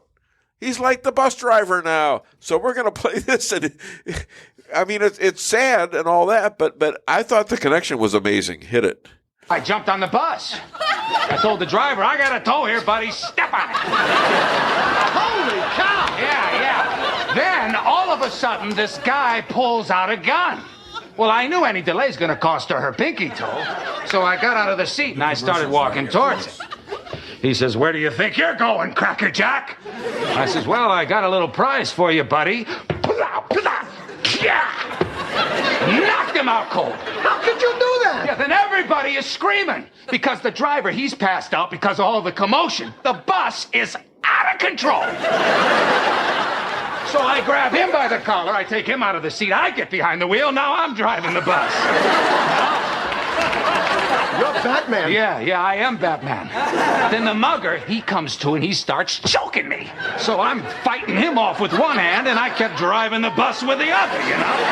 Then I managed to open up the door and I kicked him out the door, you know, with my foot, you know, at the next stop. You kept making all the stops?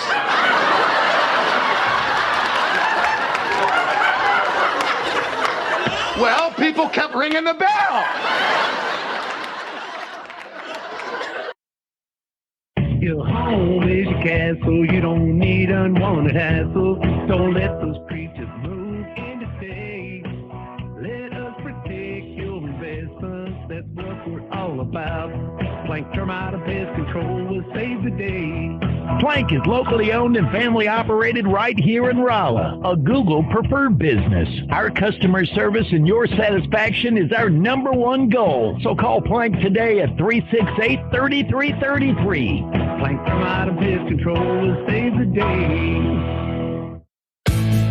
With warmer temperatures right around the corner and allergies ramping up, now's the time to get those AC units serviced. At Hardley's, we pride ourselves in offering outstanding service with fast response times. With proper maintenance, you can make those hot days be a lot cooler and remove those pesky allergens that always seem to find their way into your home. Call us today so you can be living a much cooler and healthier life. Hardley's, community born, community raised, community serving. Call Hartley's Climate Control today at 573-368-3163.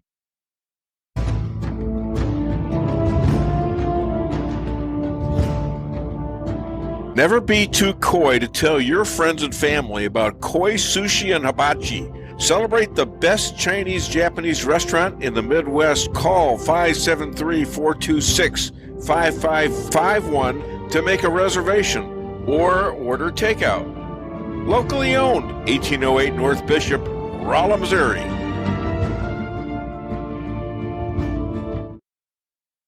We can sum up McDonald's new crispy chicken sandwich in one word. Crispy. But also juicy and tender. Okay, it's crispy, juicy, tender. All one word.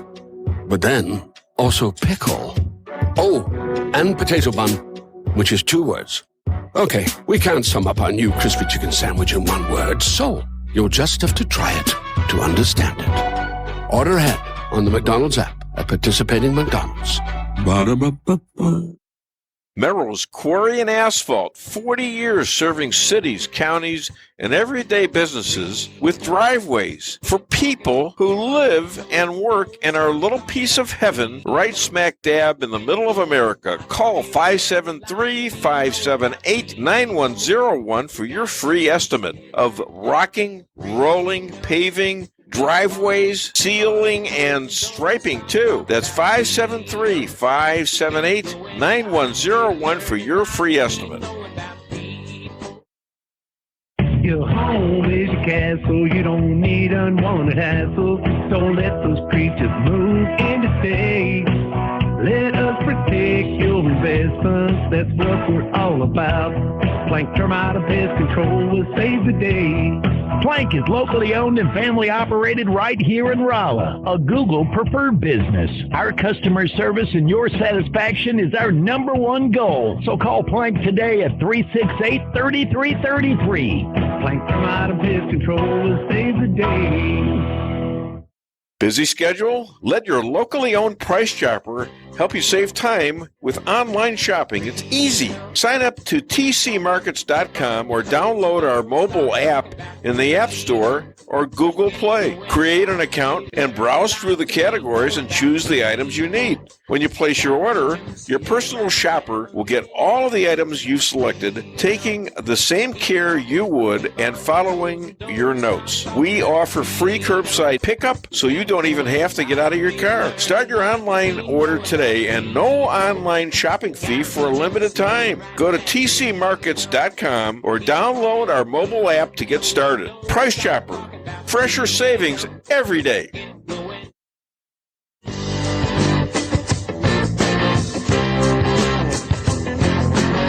Acar Real Estate, where experience matters. 532 million sold since 2003, the number one sales volume in Phelps County. As a client for decades, I can say they are the best in mid-Missouri. Call 573-368-7355. That's 573-368-7355 for the best real estate experience you'll ever have. Gotta reach 'em, see it right.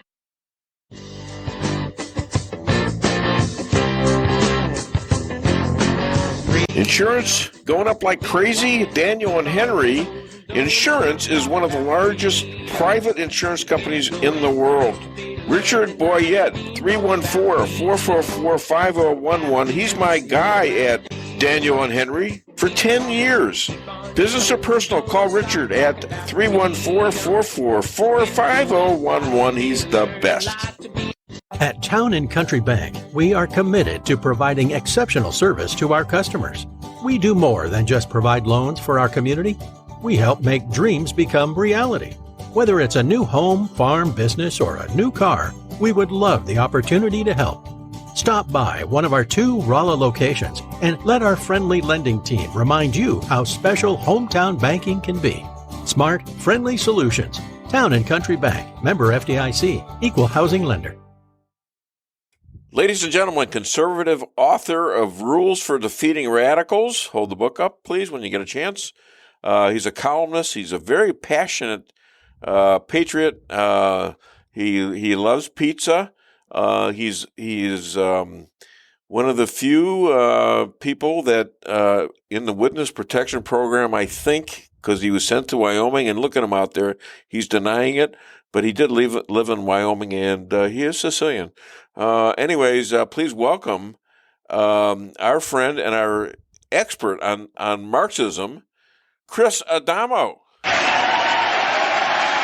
Chris is going to get all over me now. I can see that he's angry now. Are you angry?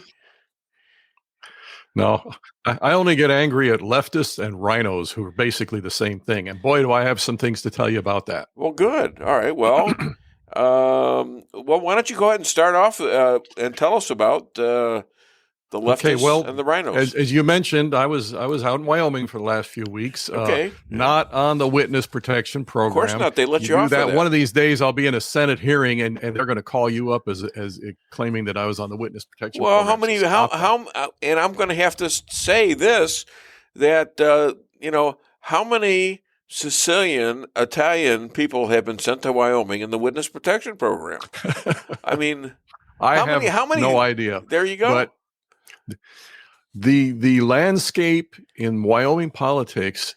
Now, I was born there, but then I moved back there as an adult, lived there for 32 years. And the entire time that we lived there as adults, it was totally dominated by the rhinos. That has changed. That's Wyoming. The Wyoming Freedom Caucus. Okay. There's a couple of real, you want to call them mavericks, lions in there. Representative John Baer, Representative Jeremy Haraldson took the reins, and once they got into office, and they started literally campaigning around the state with other real conservatives running in the primaries against rhinos. They showed America this is how it needs to be done. Right now, we're on the verge of come general election here in a few weeks. We're on the verge of seeing a true conservative dominated Wyoming state house. And I guarantee you the rhino establishment in Wyoming, including the governor, Mark Gordon, who's a former Democrat, came to Wyoming, suddenly declares himself a Republican and has the money in the backing and gets voted in. They are shaking in their boots because these guys. Is he an honest Republican, or is he just no, changing? This Mark Gordon, he's a total rhino. He's a total Democrat. He's governed like one. The former Speaker of the House, Albert Summers, who was just as liberal as they come. So he was going to move up the ladder. He totally enabled the leftist agenda in Wyoming over the last several years. So he went to run for the Senate, and a homeschooling mom outsider beat him in the primary. So he went from climbing that Republican insider good old boys ladder to out on the street. Wow. Wyoming is there's a sea change going on there. And I was after these guys big time. I said, you need to take this to Missouri and across America to show the real conservatives how to get in and do it. Yeah. We don't get in there and play according to their rules. We don't try to get along. We don't try to work our way up. We get in there and we take a baseball bat to the status quo, because the status quo is this: the Democrats run things and the rhinos get in there and enable them at critical moments. Yeah. And that's changing. Well, that's good news. And, it's excellent news. What did they do this because of something you did? Maybe? I'd like to think I had a little part in it. Last year at about a year ago this time, the Wyoming Freedom Caucus held a meeting right up near the Devil's Tower. It was great. Look right out the window at the Devil's Tower, and I spoke at that, and I gave every member of the Wyoming Freedom Caucus a copy of my book, and we talked about how to play against this Alinsky strategy that not only the Democrats are using it, but the rhinos get in there and because they know where their money comes from, and they're using it right in league with the Democrats. It is so bad. Just consider this, that right now in the general election season, because the conservatives, the Freedom Caucus, did such a stellar job in the primary, the rhinos are openly soliciting Democrat votes to beat these conservatives in the general election by electing Democrats. The rhinos and the Democrats are trying to elect Democrats to those spots to get rid of real Republicans. So things are you're starting to turn the corner on these guys who are especially the rhinos, and even some of the Democrats who are now joining the Republican Party to fool you guys who are super rhinos, you might call them. And so you got to continue this, don't you? You got to continue pushing. Yes, and I begged them. I said, you guys need to come specifically to Missouri, because we've got some really good people in Missouri, like Bill Eigel. And what happened to him in the primary? The conservative vote got split, and Mike Kehoe, the rhino, he hasn't debated anybody. He hasn't campaigned. He just sent out a lot of dirty stuff that was false against. Absolutely. And I had him on my show, you know. I didn't know that. No. Oh yeah. And he was a great guy. I thought he did a terrific job on the show, and I wasn't able to carry him. But they had all these nasty, phony, made up stuff about him, and it was a flood of stuff. And this guy got money from somewhere, and I'm pretty sure he didn't get it from the Republican Party. Yeah, he got it from the typical Democrat Soros Party. operation. He actually did very, very directly, and this is out in the open. He got money from the Bill Gates Foundation, and so that's not a Republican we can count on for the Constitution, life, liberty, and the pursuit of happiness. That's a swamp creature, and it's bad news. But we need to work on turning things around in Missouri, because the Missouri voters are as conservative as can be. As a matter of fact, I was at a pro-life meeting the other night at our church, hosted by Seth Gruber, who I don't know if you know him. He's a nationally renowned pro-life activist, and he refers to Missouri as the most pro-life state in the union. But we have this Amendment 3 on the ballot, which is right out of California, right out of Gavin Newsom, pro-abortion. I think it's kind of worse than that. I mean, but it's big money. God. It's absolute big money funding this. And the only way they can do that is to overwhelm the debate with their media buys and things of this sort, which unfortunately that's the political landscape of 2024, is you don't actually get out and deal with issues on their merit. You do a massive media blitz and hope that people are ignorant of what's going on. You just said the right thing there. You said it's actually worse than California. Oh yeah, most people don't know that. You can lose your kids to the government. The government can take your kids away from you if you say anything about them getting transgender surgery. You can't sue a doctor who is maybe kills a kid. You can't sue him. And transgender, all this transgender lunacy is absolutely the worst, the most vile, despicable form of child abuse. The evil, predatory behavior towards children. Yeah. It's something we didn't have happen in Western civilization, and it didn't happen going all the way back to the days of when they were sacrificing their children to Moloch. Back, the Philistines or whatever were doing that. The Moabites. Speaking of that, I want you to play the clip 3, please, when you get a chance. 3 and 4 for Chris. Hit it. Taylor Swift, who apparently endorsed Kamala Harris just the other day, will have, I know. I'm not here to endorse Taylor Swift, trust me. Will this have an effect? What's the significance of this? I don't know whether it will have an effect. I mean, supposedly some 350,000 people have rushed to some website to register to vote or to express interest in potentially doing that. But young people don't generally vote. And I don't think people who at this point in the election cycle had not registered to vote are not going to do it because of Taylor Swift. But let's set that to the side. Screw you, Taylor Swift. That's how I would like to begin. This woman has got she's a billionaire. I saw her amazing mansion in Rhode Island. I went to some hotel there, and there it is up on a cliff. You've never seen a more beautiful home. She's got so many gifts thanks to all of you. Thanks to your daughters, who you probably had to drag to her concerts, and you want to make your daughter happy, and so you didn't, and it's true whether you're a Republican or a Democrat. And how does she thank this nation? She turns around.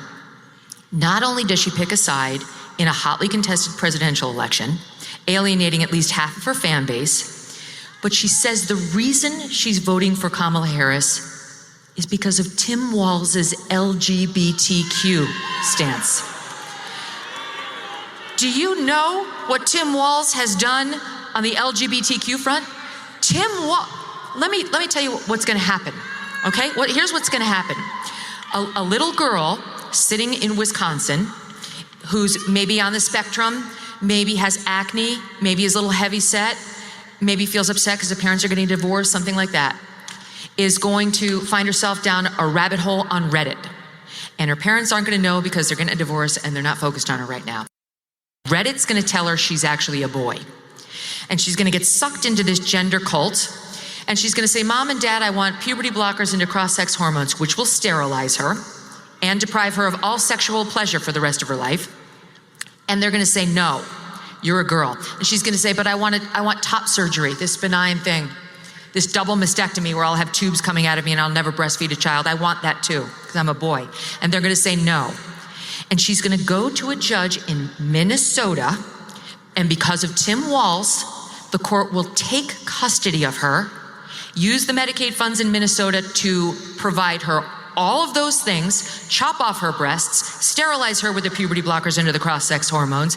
And when this girl inevitably comes to the conclusion that she didn't want any of this, that it only added to her problems, which were the divorce and the acne and the puberty and not any trans issue, who is she going to go to then? That's Amendment 3 for you right there, Chris. You got any comments who was on that speaking, by the way? That was Megyn Kelly. And Tucker Carlson. And she is absolutely right. The thing that I wanted to focus on there is she said, and write my notes here, what happens later? What happens to these kids later? What happens to these people? They go through all of this and they're being applauded and just patted on the back and just extolled for such courage and everything while they're going through this. What kid doesn't want that? What kid isn't vulnerable to that? Back in the good old days, we used to do that to kids, get them to go out and play Little League and stuff like that. Sure. Now it's if you go and you mutilate and poison your body and you go down this hideous road. Why? Two things. Because as a kid, you were confused at some point growing up. Puberty kind of confused you, worried you. Who hasn't gone through that? And then and I call these people, they are the vilest of predators. They pounce on this. Now, later on, that kid wakes up. And I tell you what, if you want, I'll look for sources for you. We can talk about it next week or whenever. But there is a whole group of these people who've been through this, and they go, I wrecked my life. I turned myself into a freak and a basket case. Where are all these supportive people at that point? They've moved on to the next ones because it wasn't about actually helping anyone. It's never about helping anyone. It's about using the plight of others for leverage, for political leverage and social leverage. The real motivation of these people is to destroy the American culture, destroy the American family. And I'm going to tell you, this sounds like I'm taking a total rabbit trail here, but if you want, I'll explain it at total length here. The number one group of people I blame for all of this is American evangelical pastors. Not all of them. Really? There's some courageous ones out there. There's some Dietrich Bonhoeffers out there that are taking a stand. But all the ones that, we're just going to show love by just going along with this or not talking about politics because that's too controversial. We just want to preach the gospel. They declare themselves culturally irrelevant, and what they become is morally and then spiritually irrelevant. These are the people that were given the torch to carry to say, we're going to shine the light, we're going to stand against this stuff, and they dropped it.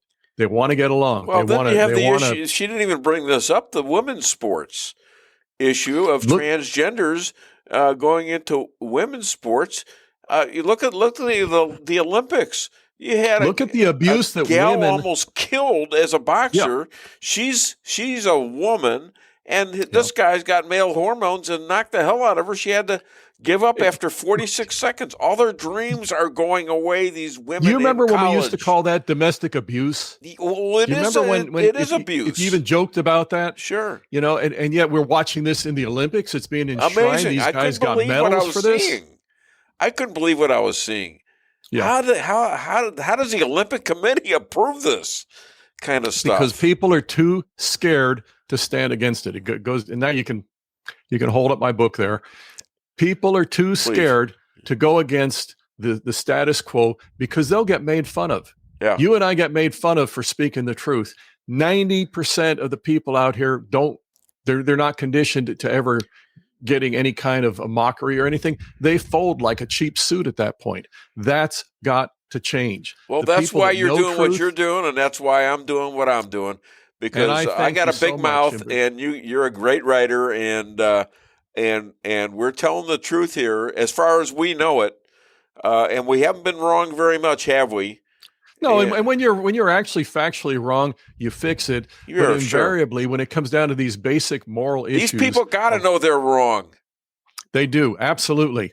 They know that they're not helping anyone. Why do you think they're so quick to move beyond? Why do you think they're so quick to deny in the next breath what they were telling you emphatically in this breath? We're all for the environment until they're flying around in their private jets. Yeah. We're all for women as long as we can convince women to kill their unborn babies, which wrecks their lives, by the way, but makes them emotional basket cases. It hurts them, not to mention what it does to the baby. They're all for that. But the minute women are being attacked by men in sports, or your teenage daughter has to put up with boys coming into her locker room while she's trying to change. Coming into the restrooms. Yeah. That's abuse. Where Tampon Tim has put tampons in there in the men's room. Does that wreck families when you have this kind of thing going on? When you have a society it is it? Absolutely mental illness right there. That's right. That's mental illness. There's two genders. One of them is female. One of them is male, and that's it. Now, among the kids, you have two things going on, and I'm talking specifically here about the boys. With the girls, you have mental illness. With the boys, you have mental illness among some, and you also have this is a good way I can get in and exploit women, get into the locker room, molest, rape, whatever. And it's gone on. And the people who claim to champion women's rights turn a blind eye to it because it was never about women's rights. It was always about destroying the moral fabric. Which brings of us America. back to why is Taylor Swift actually doing this? What is the matter with her? I mean, I thought it was cool. She went to JP, what are you going to say? Easy boy. Yeah, never mind. I'll get us in trouble if I say what I really think is going on. So, I think you ought to say it at that point because it's probably true. I'll just put it this way. I think we're going to find there's a lot of celebrities linked with this P. Diddy thing that is now being uncovered. I'm just going to leave it at that. Okay. I think we're going to be shocked. Pedophiles? Yes. Yeah. I think we're going to be shocked. May have something. Well, look at the trafficking over 20 million people in this country. A lot of them children, and all of them appear to be missing. Somehow. Yeah. And I'll say celebrities and I think politicians too. And I'll just leave it there. Oh, right. I don't think there's any doubt about that, JP. I think you're absolutely right. One of the things that we have seen happen, the whole Epstein's Island thing we saw was that these people get targeted, and these people in political positions or the celebrities, they get targeted, they get compromised one time. And then from that point forward, it's okay. Now we got a hold on you. Now you can have some more of that despicable behavior that you were enjoying on Epstein's Island. You can either have that if you go along with us, or you can get exposed if you don't. And from that point forward, they suddenly completely change. Yeah. And I can name examples of people that have mysteriously changed that you find out later. John Roberts being one of them, Supreme Court Chief Justice John Roberts, who got in there as a constitutional firebrand. And at some point he goes to Epstein's Island. And after that, all of a sudden, Obamacare is constitutional. And they've got him in the palm of their hand. He was there on Epstein's Island. He's on what they call who killed Epstein? I found it very interesting that Bill Barr, who was the Attorney General at the time, he denied that there was anything nefarious with the death of Epstein. How much of this can we look at and not see what's in front of us? But let me ask you this, Dave, and I'm dead serious about this. How much of looking at that guy that calls himself Leah Thomas, at 6'5" swimmer, how much of America will look at them and say they see a young woman? Okay. Zippity-doo-dah. The whole agenda is based on you and me looking at what we see with our own eyes and being forced to say, no, I didn't see that. Yeah, well, we're seeing it. And if I can make another link here. So once they arrested Jeffrey Epstein, just like they're doing with all the others, where do they put him on? Suicide watch. Well, it's out now that P. Diddy is now on suicide watch in prison. I'm just putting that out there again because... Well, why would that be? P. Diddy, that story, right? The guy got arrested. He's a he's a billionaire or something, but he's an abuser of apparently... I've seen some of the tapes of him beating the hell out of a woman. And a lot of people have gone to his parties, have done things probably in the naked that I've you've seen pictures of Hunter Biden with children. Yes. And what has happened there? Has there been any actual procedures taken against Hunter Biden? No. The people who have suffered legal repercussions over Hunter Biden are those that brought it out, those that showed the laptop, and those that expose the evidence. So what we have, you talk about systemic, they say systemic racism. No, we have systemic leftist corruption in the highest levels of American office. And I'll tell you what, people think if we can get Trump elected this November 5th, they think we've won some sort of a war. No, what we've done is we've established a beachhead because the real war will begin on that day. I think you're right. And I look back to the Godfather movie. Look back to the Godfather movie when you may not the believe Godfather. this, but I've never seen the Godfather. That's incredible. What kind of Italian Sicilian are you? What's the matter with you? I'm a Christian conservative American. You got to go see it because there's some history involved. When the lawyer to the Godfather went out to visit with the head of a studio because he wanted him to hire the godson of this Frank Sinatra type of person for a movie. The guy told him a story that he wasn't going to do it. He says, I had a child. He had a 13-year-old gal that he had had sex with, and this was a big deal to him that this thing should not be involved with the hierarchy of the mafia.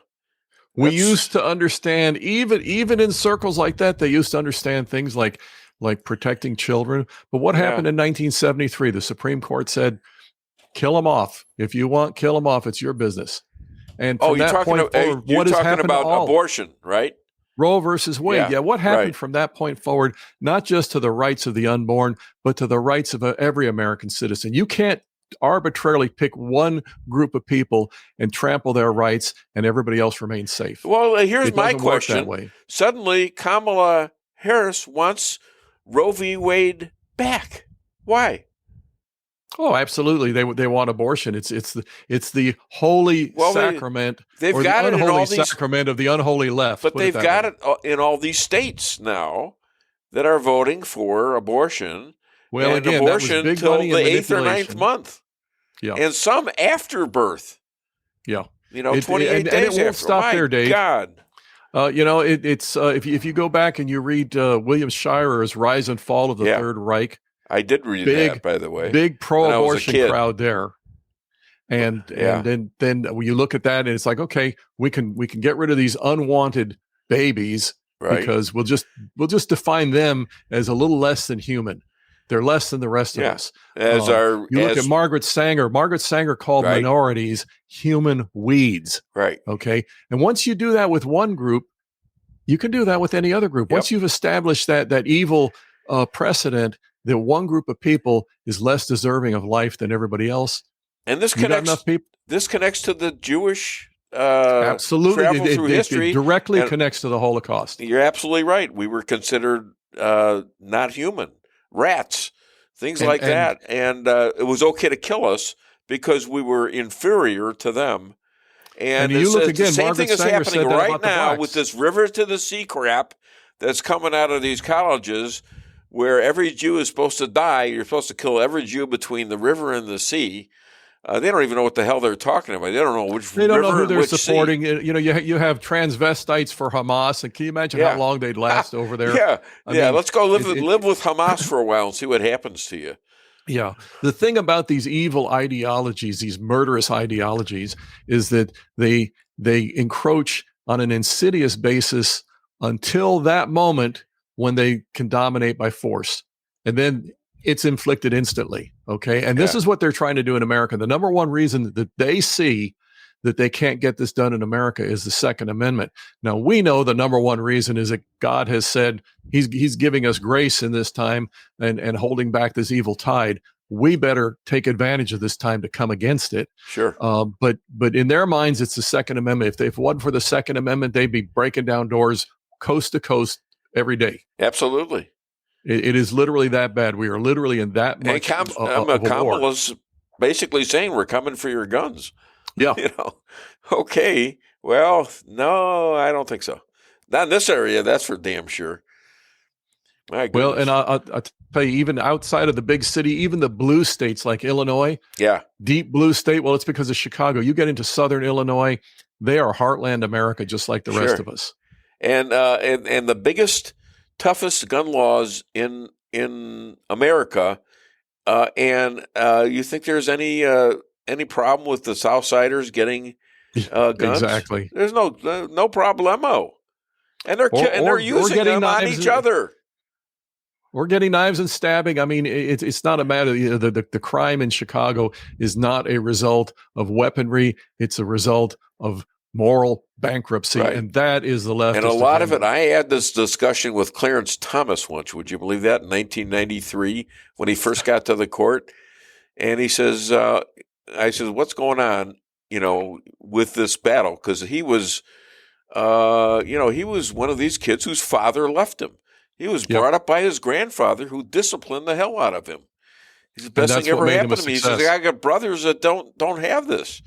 And And so I says, so what do you got to do? I mean, if these parents aren't there, the fathers aren't there, and a street corner makes for a poor parent. All right. That's well stated. Well Thank stated. you. I actually made that up.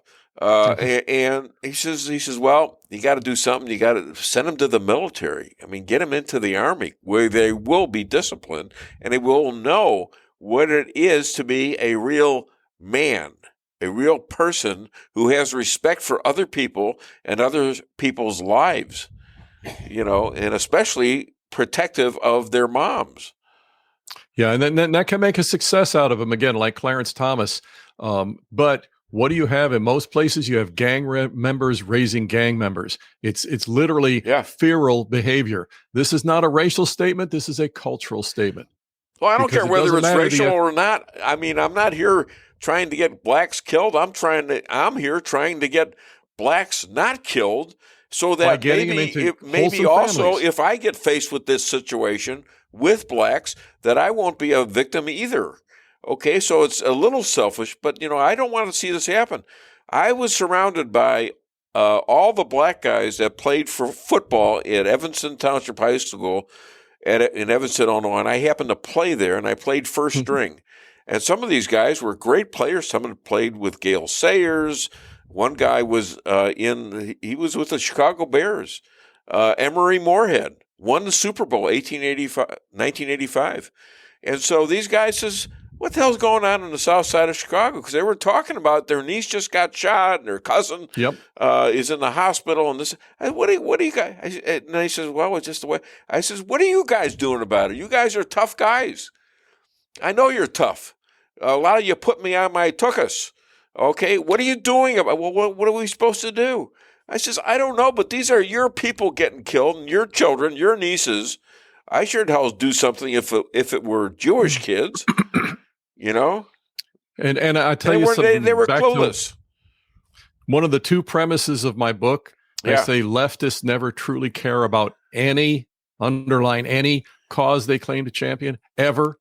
They care about using those situations to advance their agenda. Yeah. So if a cop shoots a black criminal, it'll be coast to coast that this was institutional racism, blah, blah, blah, systemic racism, whatever, because they can use that for political leverage. They can stoke fear, chaos, anger, and they're happy about that. Right. But the black on black crime just this last weekend in Chicago, how many dozen or whatever people get killed, do they care about that? They can't use that for political leverage. They ignore it.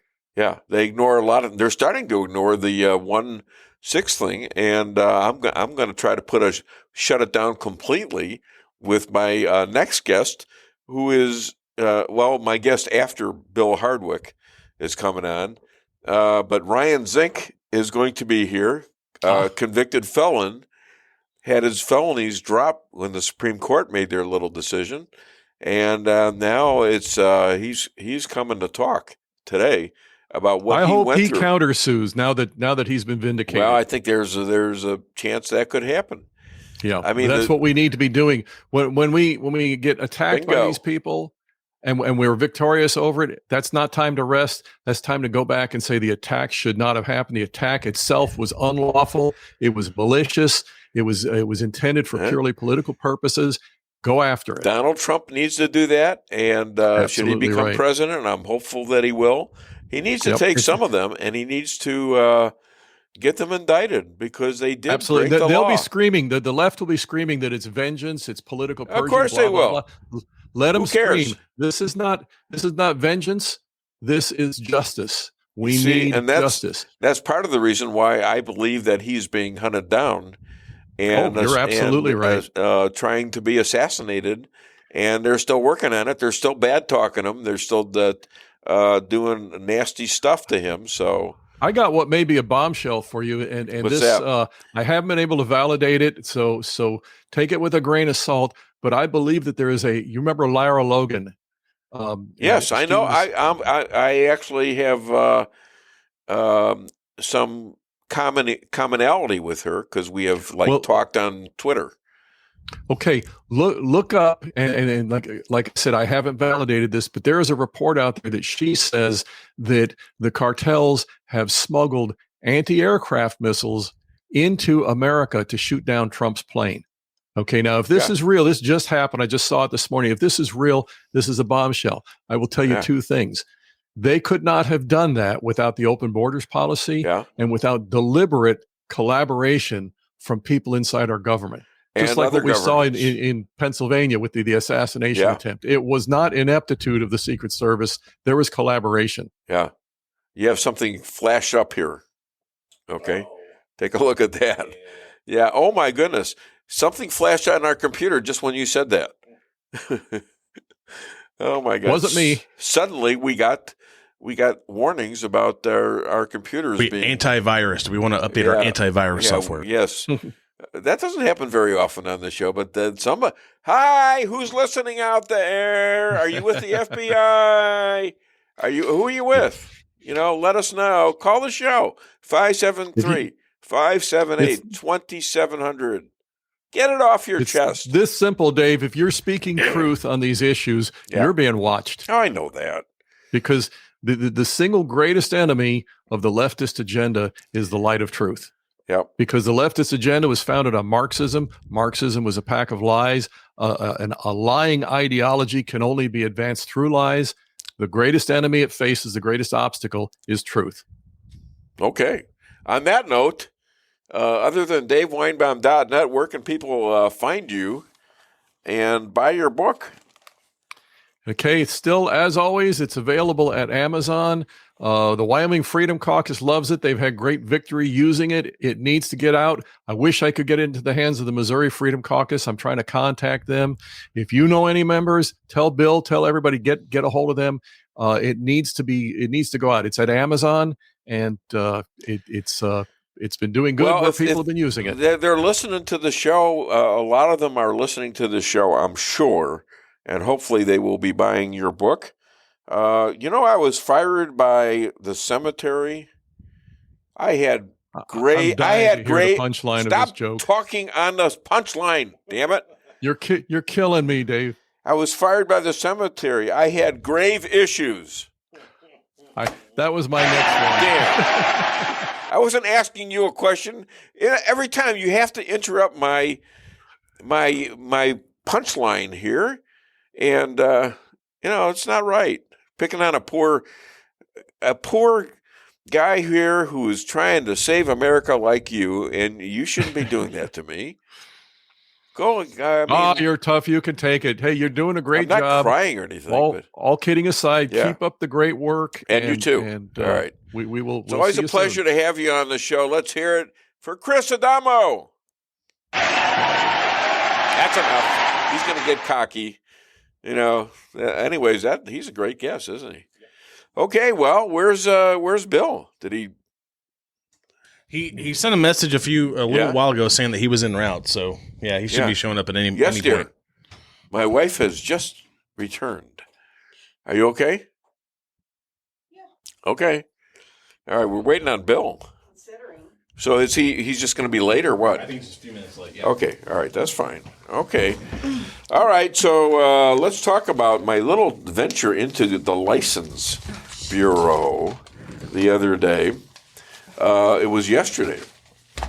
And in last minute notice, I've got to this is the last day I could do it without getting penalized.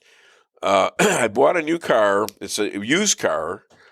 So I had to go get license plates for it, and I had to show them the title and things like that it was paid for. So this is the most dreaded thing I hear about, and I've done it myself. Horrible experience. You're waiting there for an hour and 50 minutes, maybe 2 hours to get a call, and everybody's grouchy, everybody's pissed off.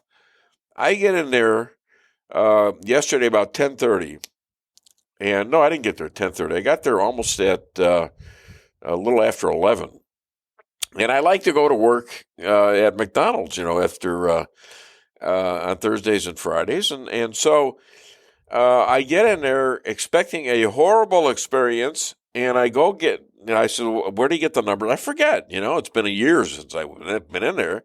So the gal says, you got to go there. So I'm looking at stuff. They have stuff ripped out of these these number things, and I'm looking at one. It says B57. I don't know if that's right or not, but I see they're on 56.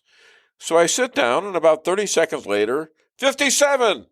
That's me. So I get up there. There's other people there. I don't know what the hell's going on. So I start doing my stuff. I mean, I don't even know which exact township I live in. I mean, she had to fill out all these forms, and I had to show her the lien release for the car. And I'm not that car savvy, license savvy and stuff. So, and she's been real patient and real nice, and we're getting a lot of stuff done. I'm getting my new licenses, and she says, by the way, you have to get your license renewed on November the 8th in 2024. I says, okay. All right. She says, well, there's going to be a problem. I says, why? She says, we're closed for a couple of weeks, and you're going to be late. You're going to have to pay some kind of a charge, like $25 or something like that. And I says, well, what about it? What, can I do it now? She says, yeah, that's a pretty good idea. Go over there and pick another tab there. So I go back and I'm looking at the same tabs, and some guy is sitting there saying, no, she meant to take a color. So I got a colored tag now. And as I'm pulling it out, someone in the back is calling C, and I pulled out C. It's like I won the lottery. So I go over and I got C, and I says, hey, that gal over there called me. What should I do? She says, well, hang out here. We'll get her over here and tell her that we're finishing up here, and then you go over there. I says, fine. So we finished up. It took us another couple of minutes. And so I run over to this other gal who's in the back. I had to look for her first. And she's got all these machines to take my eyesight, which, believe it or not, is pretty good with these glasses on, and have signs if I can identify the signs. And I got them all right except for one. One was confusing. And I think it meant to say can't enter or something like that. And it was like two things and a blank thing in the middle. I didn't know that. So I still passed. And then I have to go take a picture for my license, which I did. And I was all smiley face this time. Before, I went in there like a convict, like that. But then I went in there like this. So, okay, I've learned to smile. So it took me 75 years to do so, but I learned to smile. So I get done with the thing, and I'm amazed. It's 15 minutes.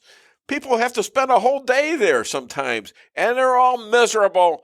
I walk out of there, and I'm just mocking everybody there. I'm walking out and saying, guess what I did? You know what you should have done right after that? What's that? You should have went and bought a lottery ticket. I know. I think you would have won.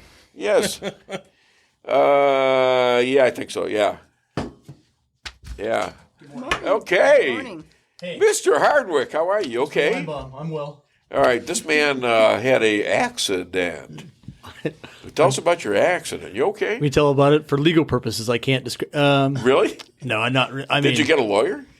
Do you know any lawyers? Do you know any good lawyers? Oh, I know a couple good lawyers. Yeah. By the way, he is a lawyer. In case you're wondering, he is a lawyer. Yeah. That's right.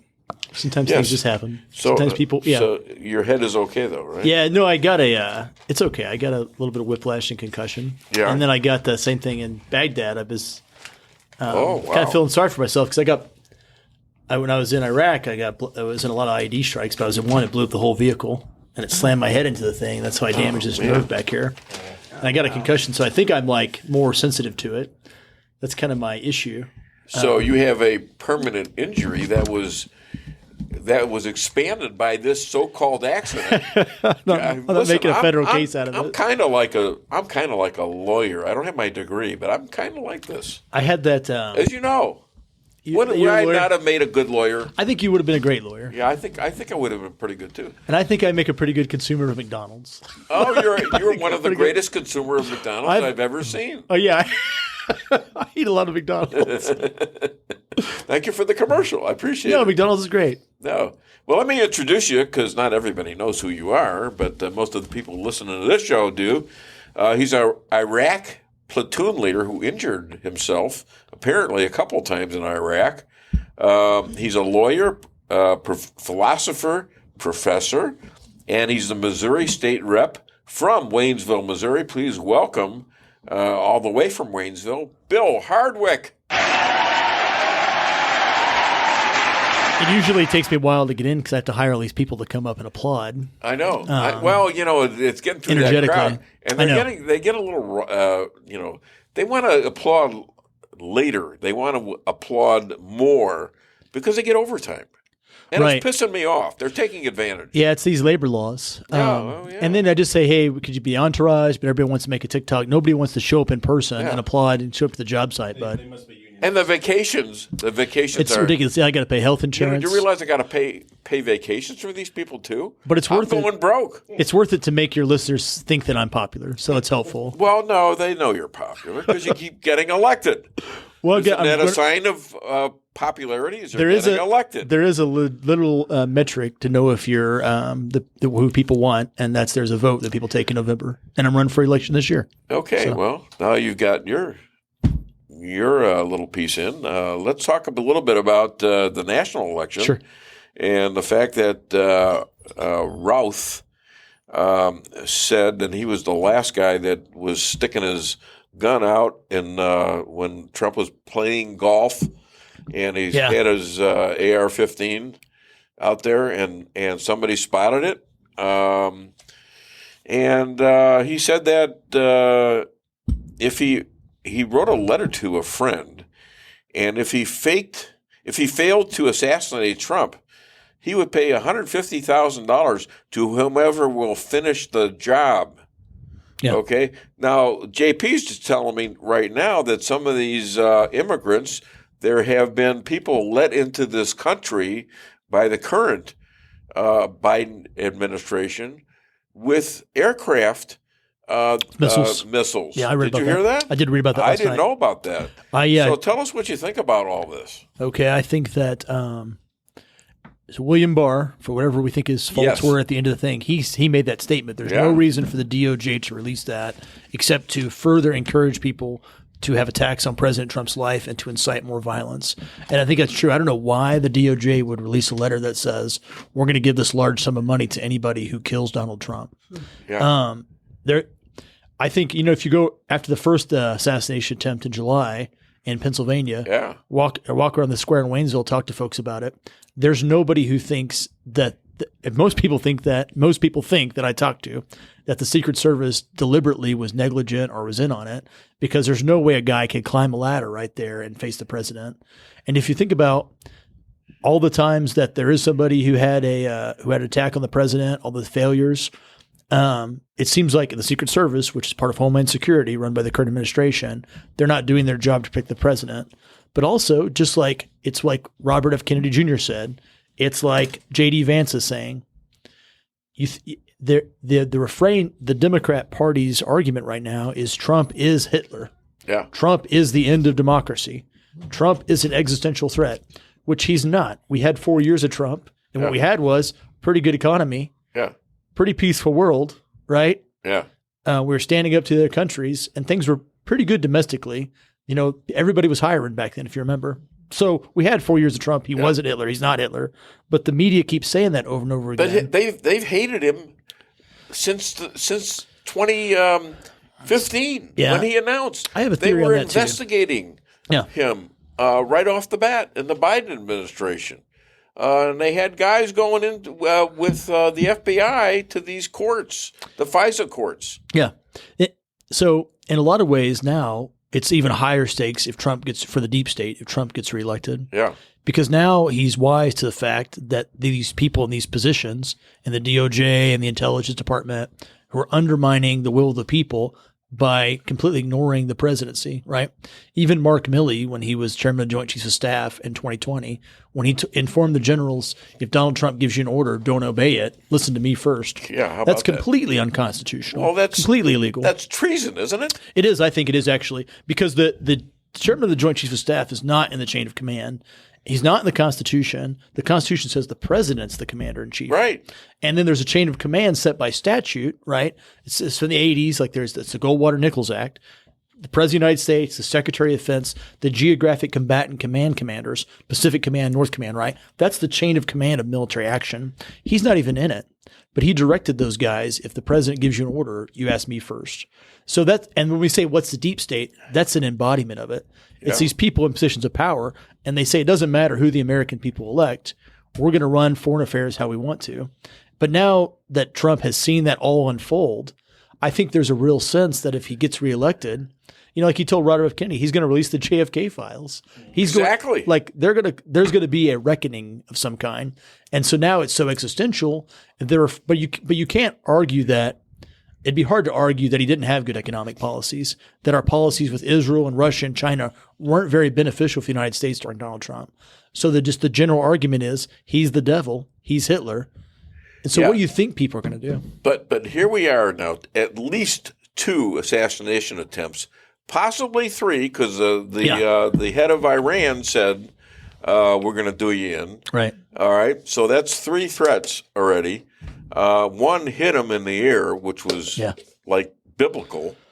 That's anointing somebody. God has anointed him. Did you know that? Go ahead.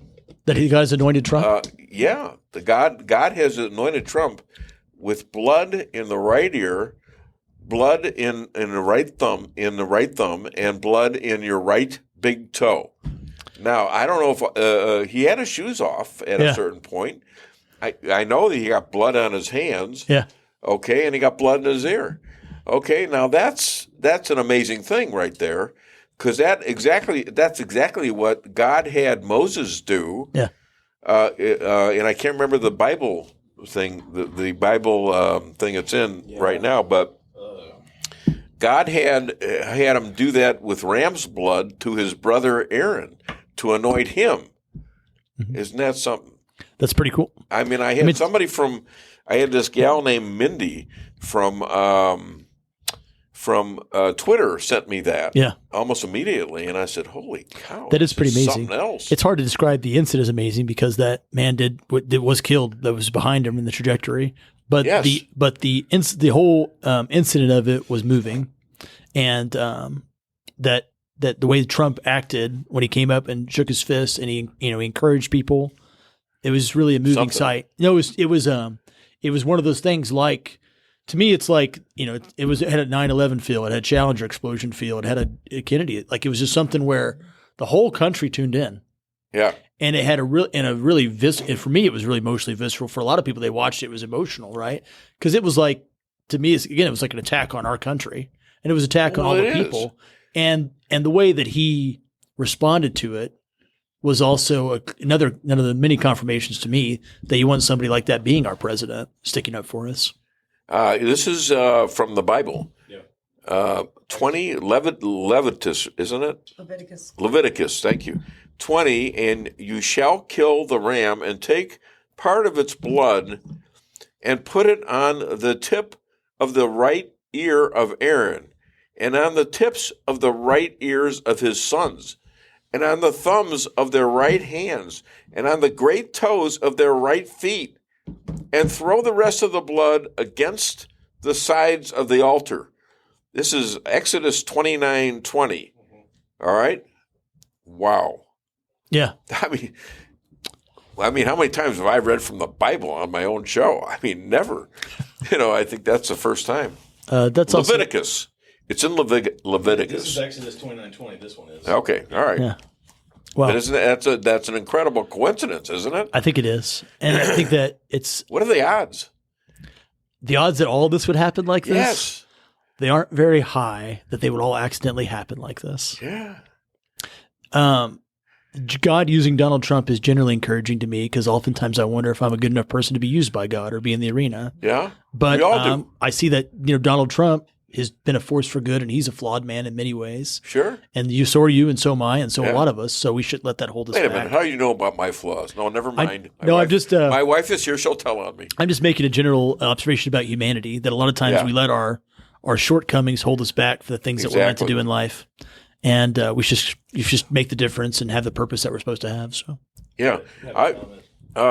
Patricia Oden Maxwell, the official pastor to the Dave Weinbaum Show. So glad you're doing well, Bill. We've been praying much for you. Thank you, Pastor Pat, for praying for me. She's a great person. No, by the she way. is, and I really appreciate that. And Joseph Dalton. Good morning, Dave, Lisa, and Bill. Good morning, Joe's Joe a good Dalton. man. It's good. I'm glad Joe's tuning in. PRC, head of the PRC. They do good work. Absolutely great work. I just got into an argument last night with somebody over Amendment 3 a little bit. Oh, I yeah? didn't start it. I wasn't arguing. Well, but we were talking made about my that. points. My God, is that nasty? No, it's the It's evil. And I don't feel like the pro-life side's being very hateful, but I feel like some gentlemen that I've encountered were pretty hateful about it.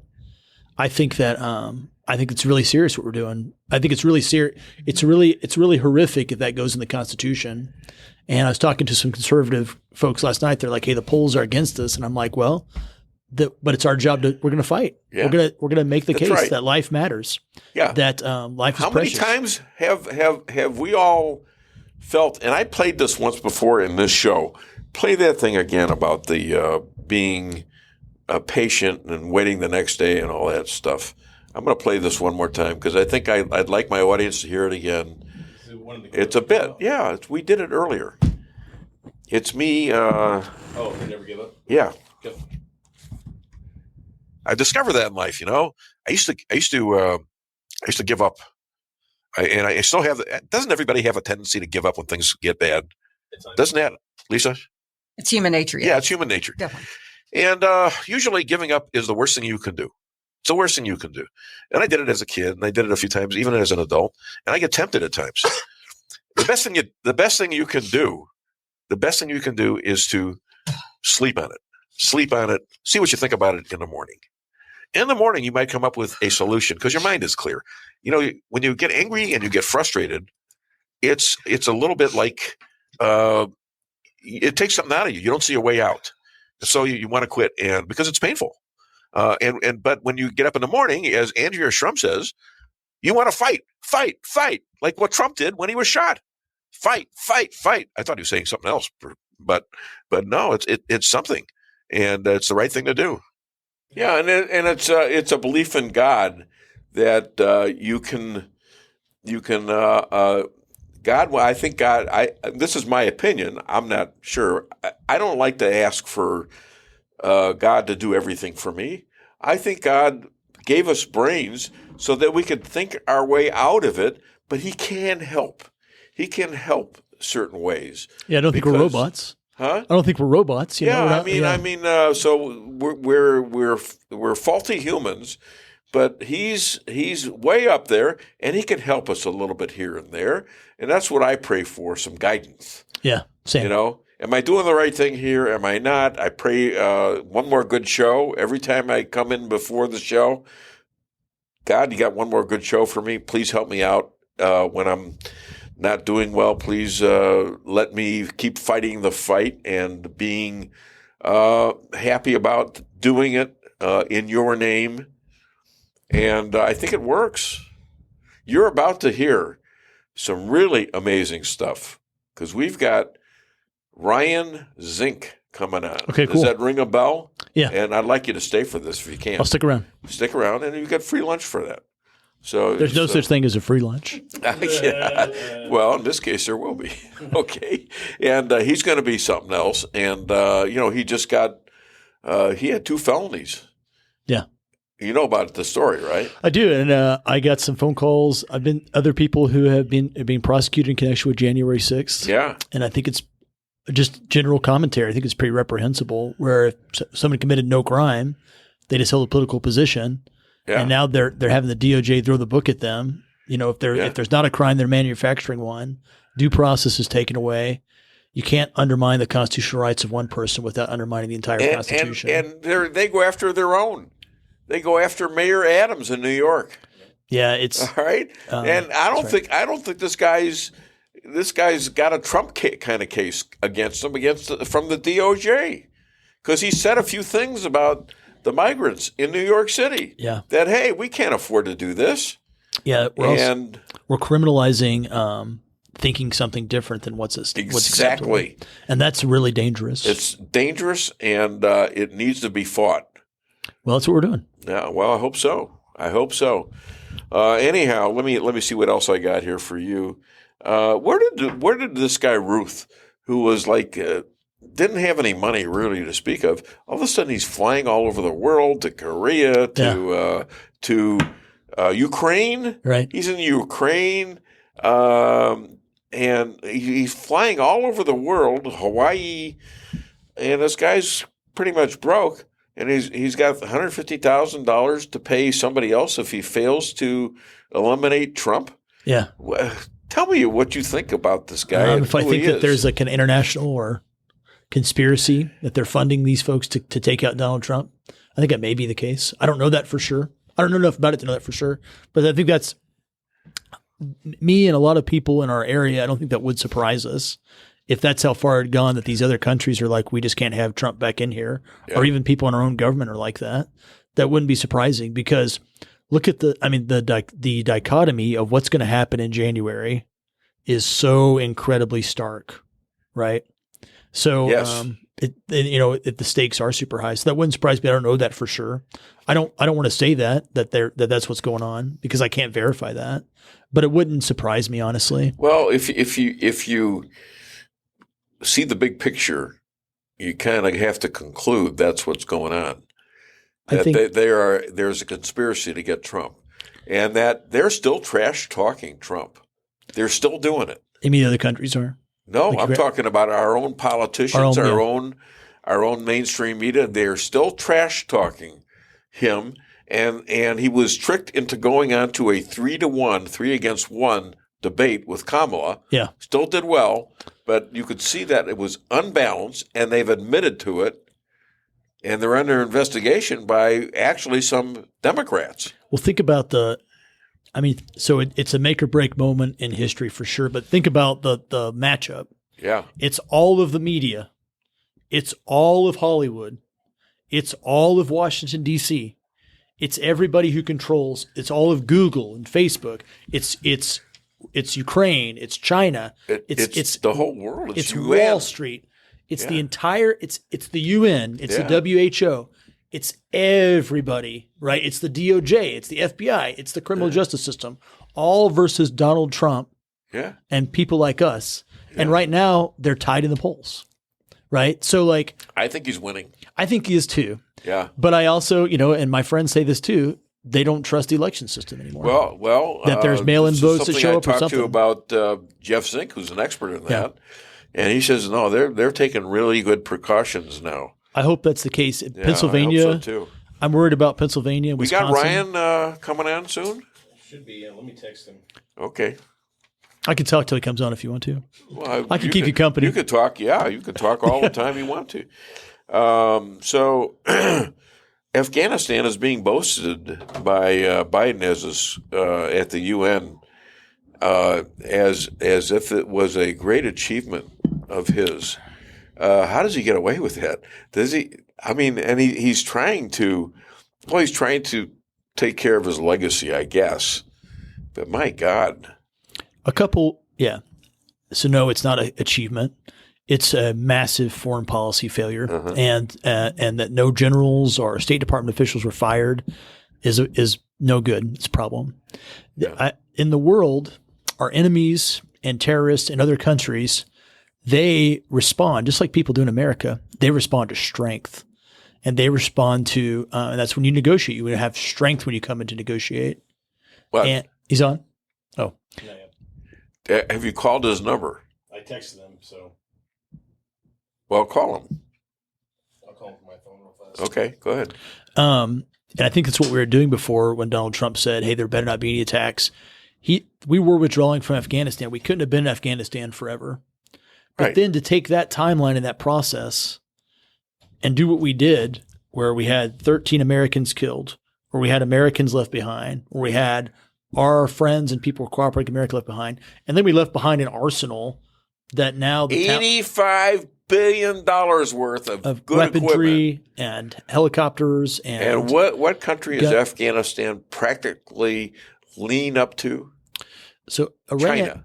Well, so China and Iran. Yeah. But Iran has always been a problem because since Iraq quit balancing them, they sought to become a hegemonic power in that region. So they have influence when they're launching terrorist attacks in Israel, right? They're trying to get Shia tentacles into Iraq and Afghanistan on each side of them. Yeah. So a lot of those things is a proxy effort between what Iran wants to do, which makes himself a dominant power that we can't check, ultimately nuclear power, and some of their long-term strategic goals are aligning themselves with Russia and destroying Israel. Yeah. Like that's ostensibly Iran's long-term strategic goal is to wipe Israel off the map, right? That'd be the first thing they do. But if there's a Republican president, the United States is kind of in their way, basically. Yeah. Right. So that's all happening there. And then what Afghanistan was before 9/11, which is a safe haven for terrorism and for whatever bad people want to do, Afghanistan's turned back into that. It's just better armed. Instead of the Russian munitions they had 30 years ago, now they have American munitions. So I got him. Yeah, go ahead. All right. Okay, ladies and gentlemen, we're this is what we've all been waiting for, and this gentleman, he was heralded as a felon by the Biden Harris administration and the Obamas. And he never entered, this is about 1/6, by the way, he never entered the Capitol, and he helped the D.C. police, and he actually obeyed every suggestion from these same D.C. police, was convicted by a judge and 12 Democrat juries in about 20 minutes. Please welcome Ryan Zinke. Did I get any of that wrong, Ryan? No, I mean, that pretty much sums it up. It was 14 Democrats. 14 they had to sneak Democrats, those two okay. substitutes in.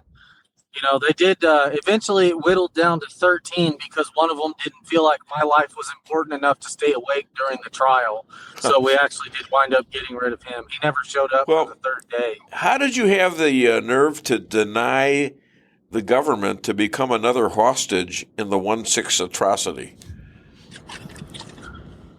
Well, pretty much, I think that the plea deal that they offered me was great. All I had to do was just, say that I had gone there to overthrow the government at the behest of Donald J. Trump. And, I considered that, but then I thought, well, that's not true, so I probably shouldn't do that. So it just, the government's just been making stuff up left and right. And, it's all going to come out. There's more revelations that are coming. I did get new footage. I now have footage that proves that the Capitol Police officers perjured themselves on the stand. I finally got the video that shows them taking me and my dad behind the police line. So that's new news. I'll send you that footage. Okay, great. Yeah, we'll show it. Tell us what you were convicted of, and the conduct of the prosecutors and the judges and the judge.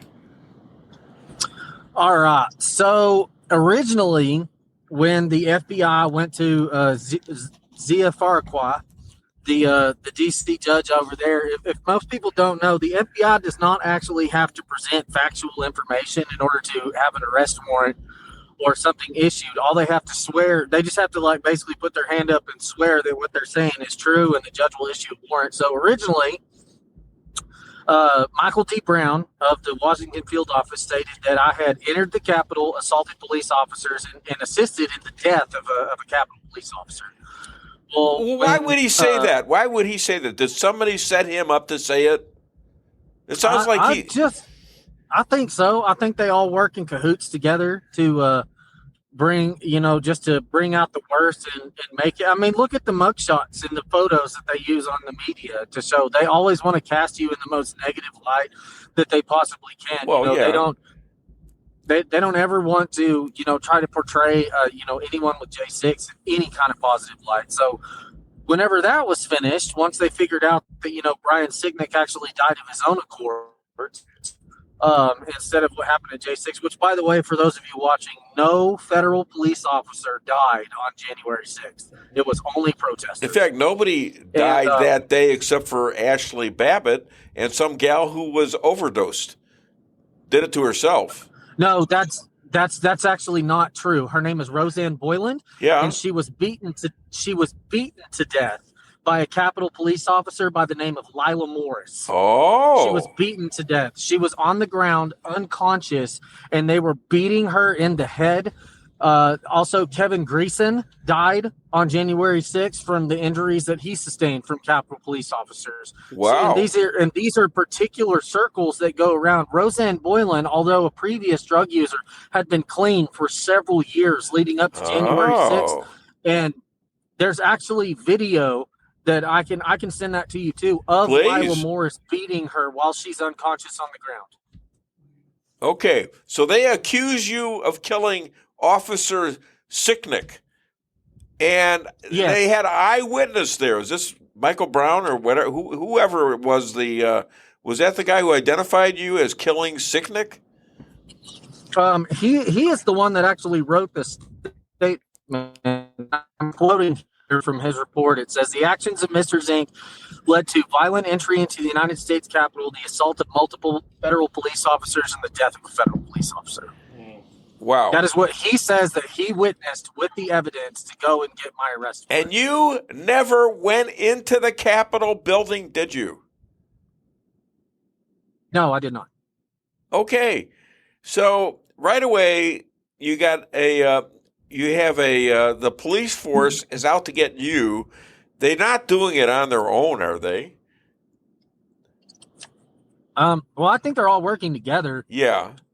What about all honestly, the police that were letting people in, opening the door, leading people around, like the guy dressed crazily, going to the Senate, and they were all like helping him?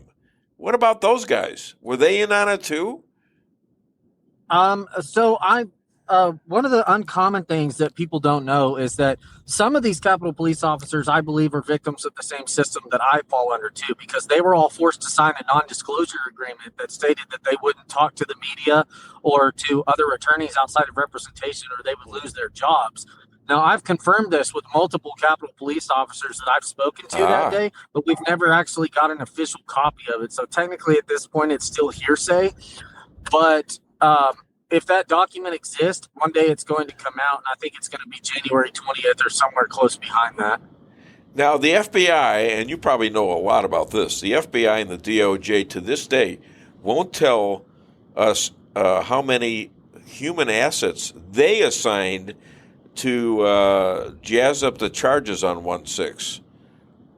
How many? Yes, that's correct. I believe that there were probably about 1,000 of them on the ground. 1,000? 1,000.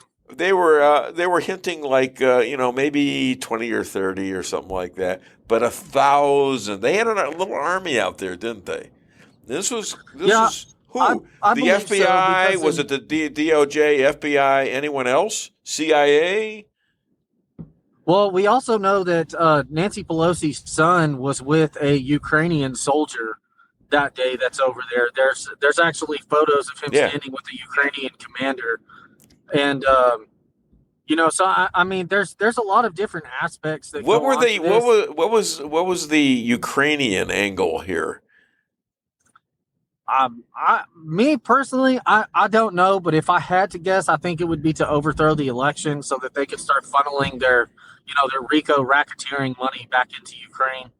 Because I really don't have any factual proof of this, but it seems to me that a lot of these politicians on the left are getting rich off of this war, or shall we call it a proxy war that's going on in Ukraine right now. And so to me, that would seem to have some type of relevancy. But then whenever you look at the total aspect of who benefits the most from this, it's the Democratic Party.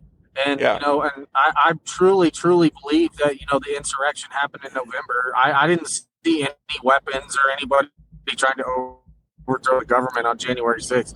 All I saw were guys like me. I wasn't even there as a protester. Like, I had stuff to say about it because I really wasn't even political.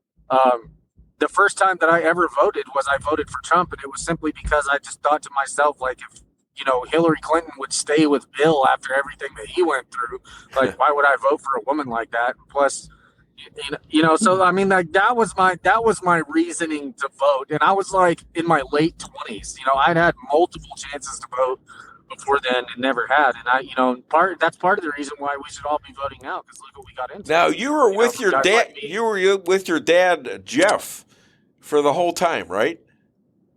Never more than 2 feet apart from him. Okay, so why didn't he get charged? Well, I think my arrest stems from trying to get at his campaign because of, you know, he's worked on, I think 23 different audits of the different states, and, you know, has openly challenged Dominion systems, and, you know, has worked with Kerry Lake and Abe Hamadeh and, you know, several of the sheriffs around there trying to clean up, you know, the election integrity stuff in Arizona. And he was actually a vetted, like, registered congressional candidate at the time. So I felt like they wouldn't go after him because it would seem like they were trying to target him. That made him like too big of a target that he would win. So they just came after me. So you and your father did the exact same things, but never more than 2 feet apart, and they attacked you because they knew that it would be a problem to grab somebody who was running for Congress, a person running for Congress at the time, right? Yeah. Well, and they don't care about that anymore because I'm a registered Republican congressional candidate for Texas for Congressional District 19. Yeah. And I'm still going to prison for 34 days. You know, for never entering the building. I never assaulted anyone. Wait a minute. This judge upheld that? This judge actually upheld that? So what's your feeling about the judge? Why didn't he just let this all go? I mean, he was proven wrong. He did it wrong. He was disgustingly, at least in the first part of it, indulgent of the prosecutors who were lying and knew all about the conspiracies they had put you through. Okay, so what happened to this judge who went along with the program? And actually, I heard him that he said these guys are voting for Trump to the jury. Is that true? So there's some speculation about that comment. I wasn't actually around for that one, but I was in the room whenever he said, well, it's obvious that he's guilty of a crime. We just need to finish the trial. Okay. You know, which is, you know, highly biased. But, you know, this judge also denied me my discovery. You know, I took over 1,000 pictures and videos on January 6th, and I was only given maybe 20 or so in a couple of videos that, you know, they cast me in the most absolutely blinding light that you could have. And the prosecution knows this, and we brought this up in trial to say that the prosecution hasn't given it to us. So I do believe my judge is James Emanuel Boasberg. He is the Chief Judge of the United States of America, and he is he's along with all of this corruption. He's a Democrat. He works with Act Blue. He's always had a left-leaning stance, and I feel like he has overstepped his bounds. I think that the corruption in Washington, D.C. runs deep. None of these trials should have been tried in Washington, D.C. Right. They all should have been given a transfer of venue due to the political asset. Now, I have that they have around there. Like, I'll give you an example. Yeah, go ahead. So whenever you're doing your jury pooling, they interview, you know, different people. They pull, I think, about 300. One of the people that was interviewed for my trial was a communicator for another country for the United States that reports directly to Joseph R. Biden. the president of the United States, allegedly. And he was asked what he thought about January 6th, and he said that he thought everybody that was there had committed crimes and that they were terrorists. The judge then turned and asked him and said, well, have you seen anything about this person, Mr. Zink? And he says no. And he says, well, then based on those facts, do you think that you could be fair and impartial in this trial? And he says, I guess. He didn't say yes. He said, I guess. And then they made him say yes or no. And he said yes. And then they cleared him to be a juror on my trial. Like, that's the type of political bias that we're seeing. I have with me a state rep from Missouri. His name is Bill Hardwick, and he's also an Iraqi veteran. He's a lawyer. Do you have any questions? Hey, Ryan, what's the status of your case right now? Where is it procedurally? What's going on? I'm going to prison for 34 more days.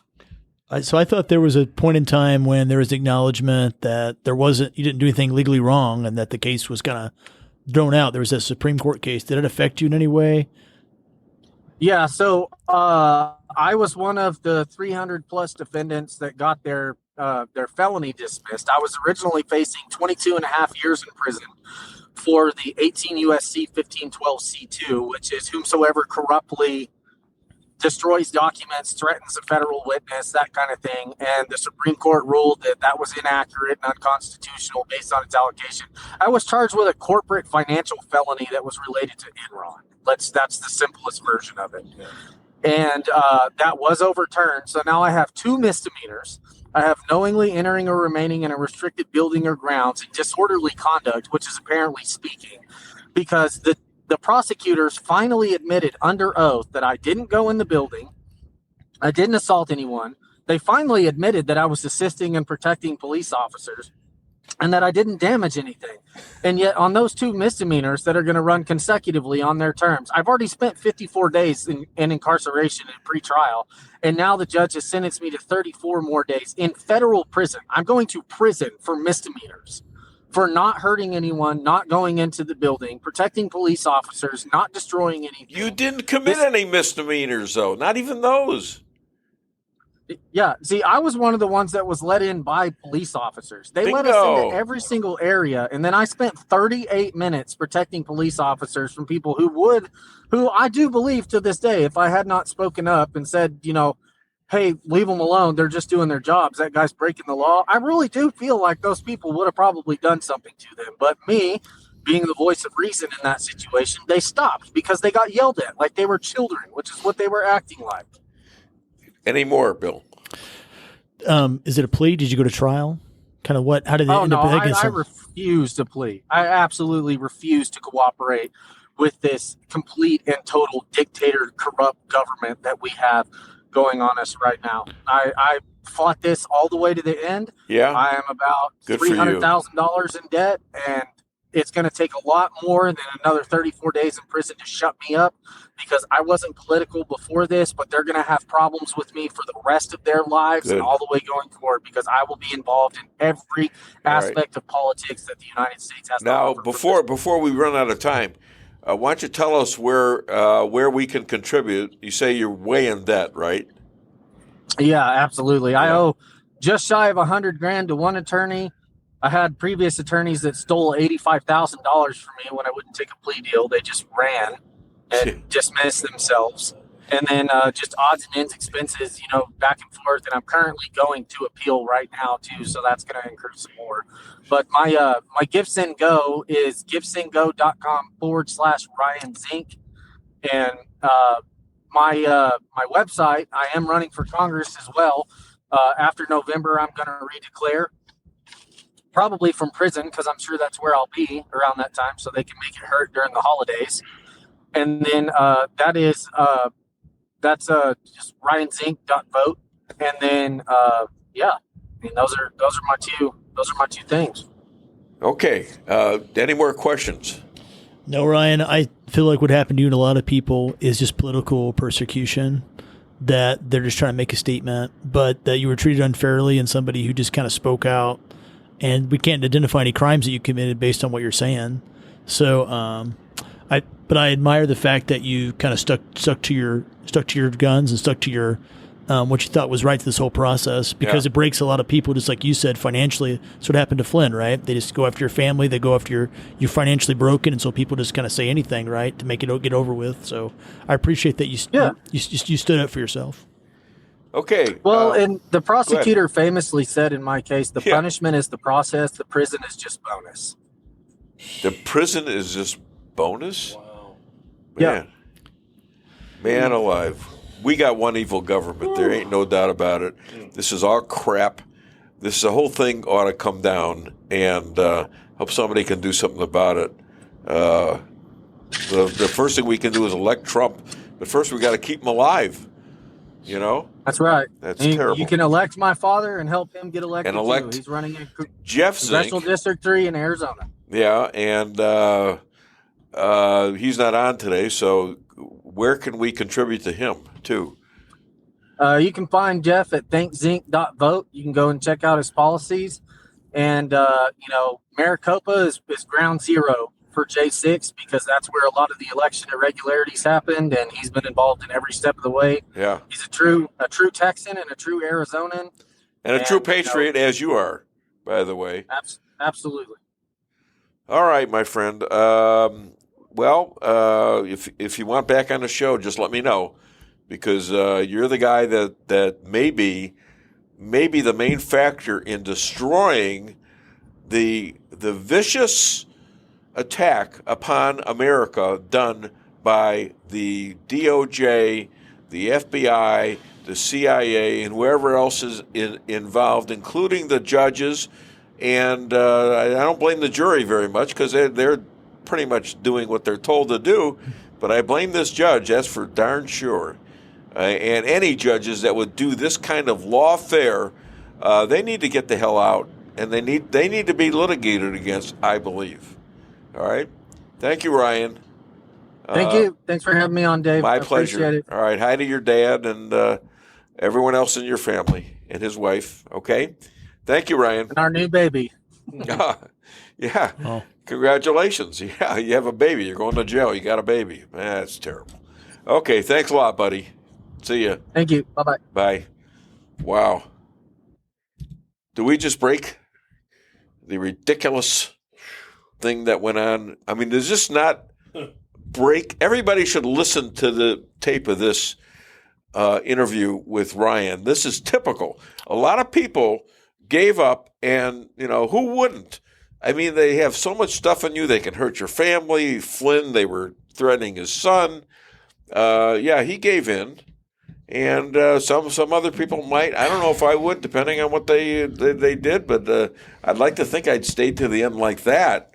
Yeah, he's going to be. And please, open up your hearts and open up your checkbooks and see if you can help these people. We have the link in the comments where you can click and go to his Gives and Go and donate to Ryan. Don't forget that Jeff told us a long time ago that he then received a phone call after this prosecution first started against Ryan, and they said, all this will go away if you drop out of the race.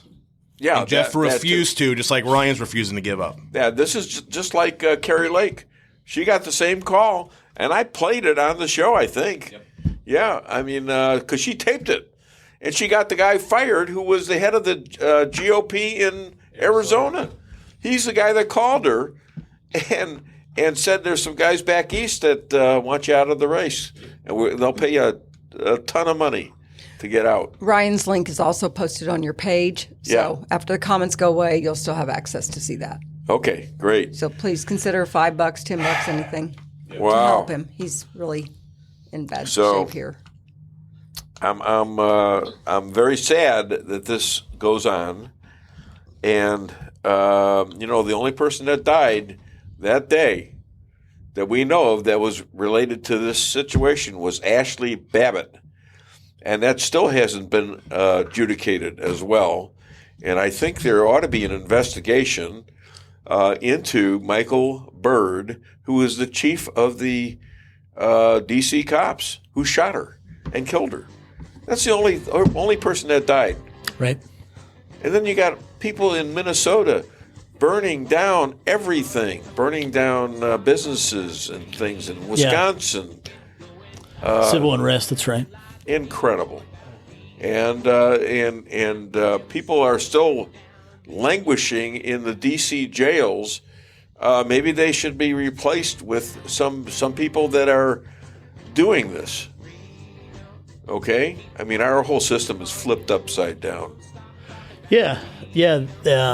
The government should protect you, not be weaponized against you. And we've weaponized it against people, the political enemies of the administration in power.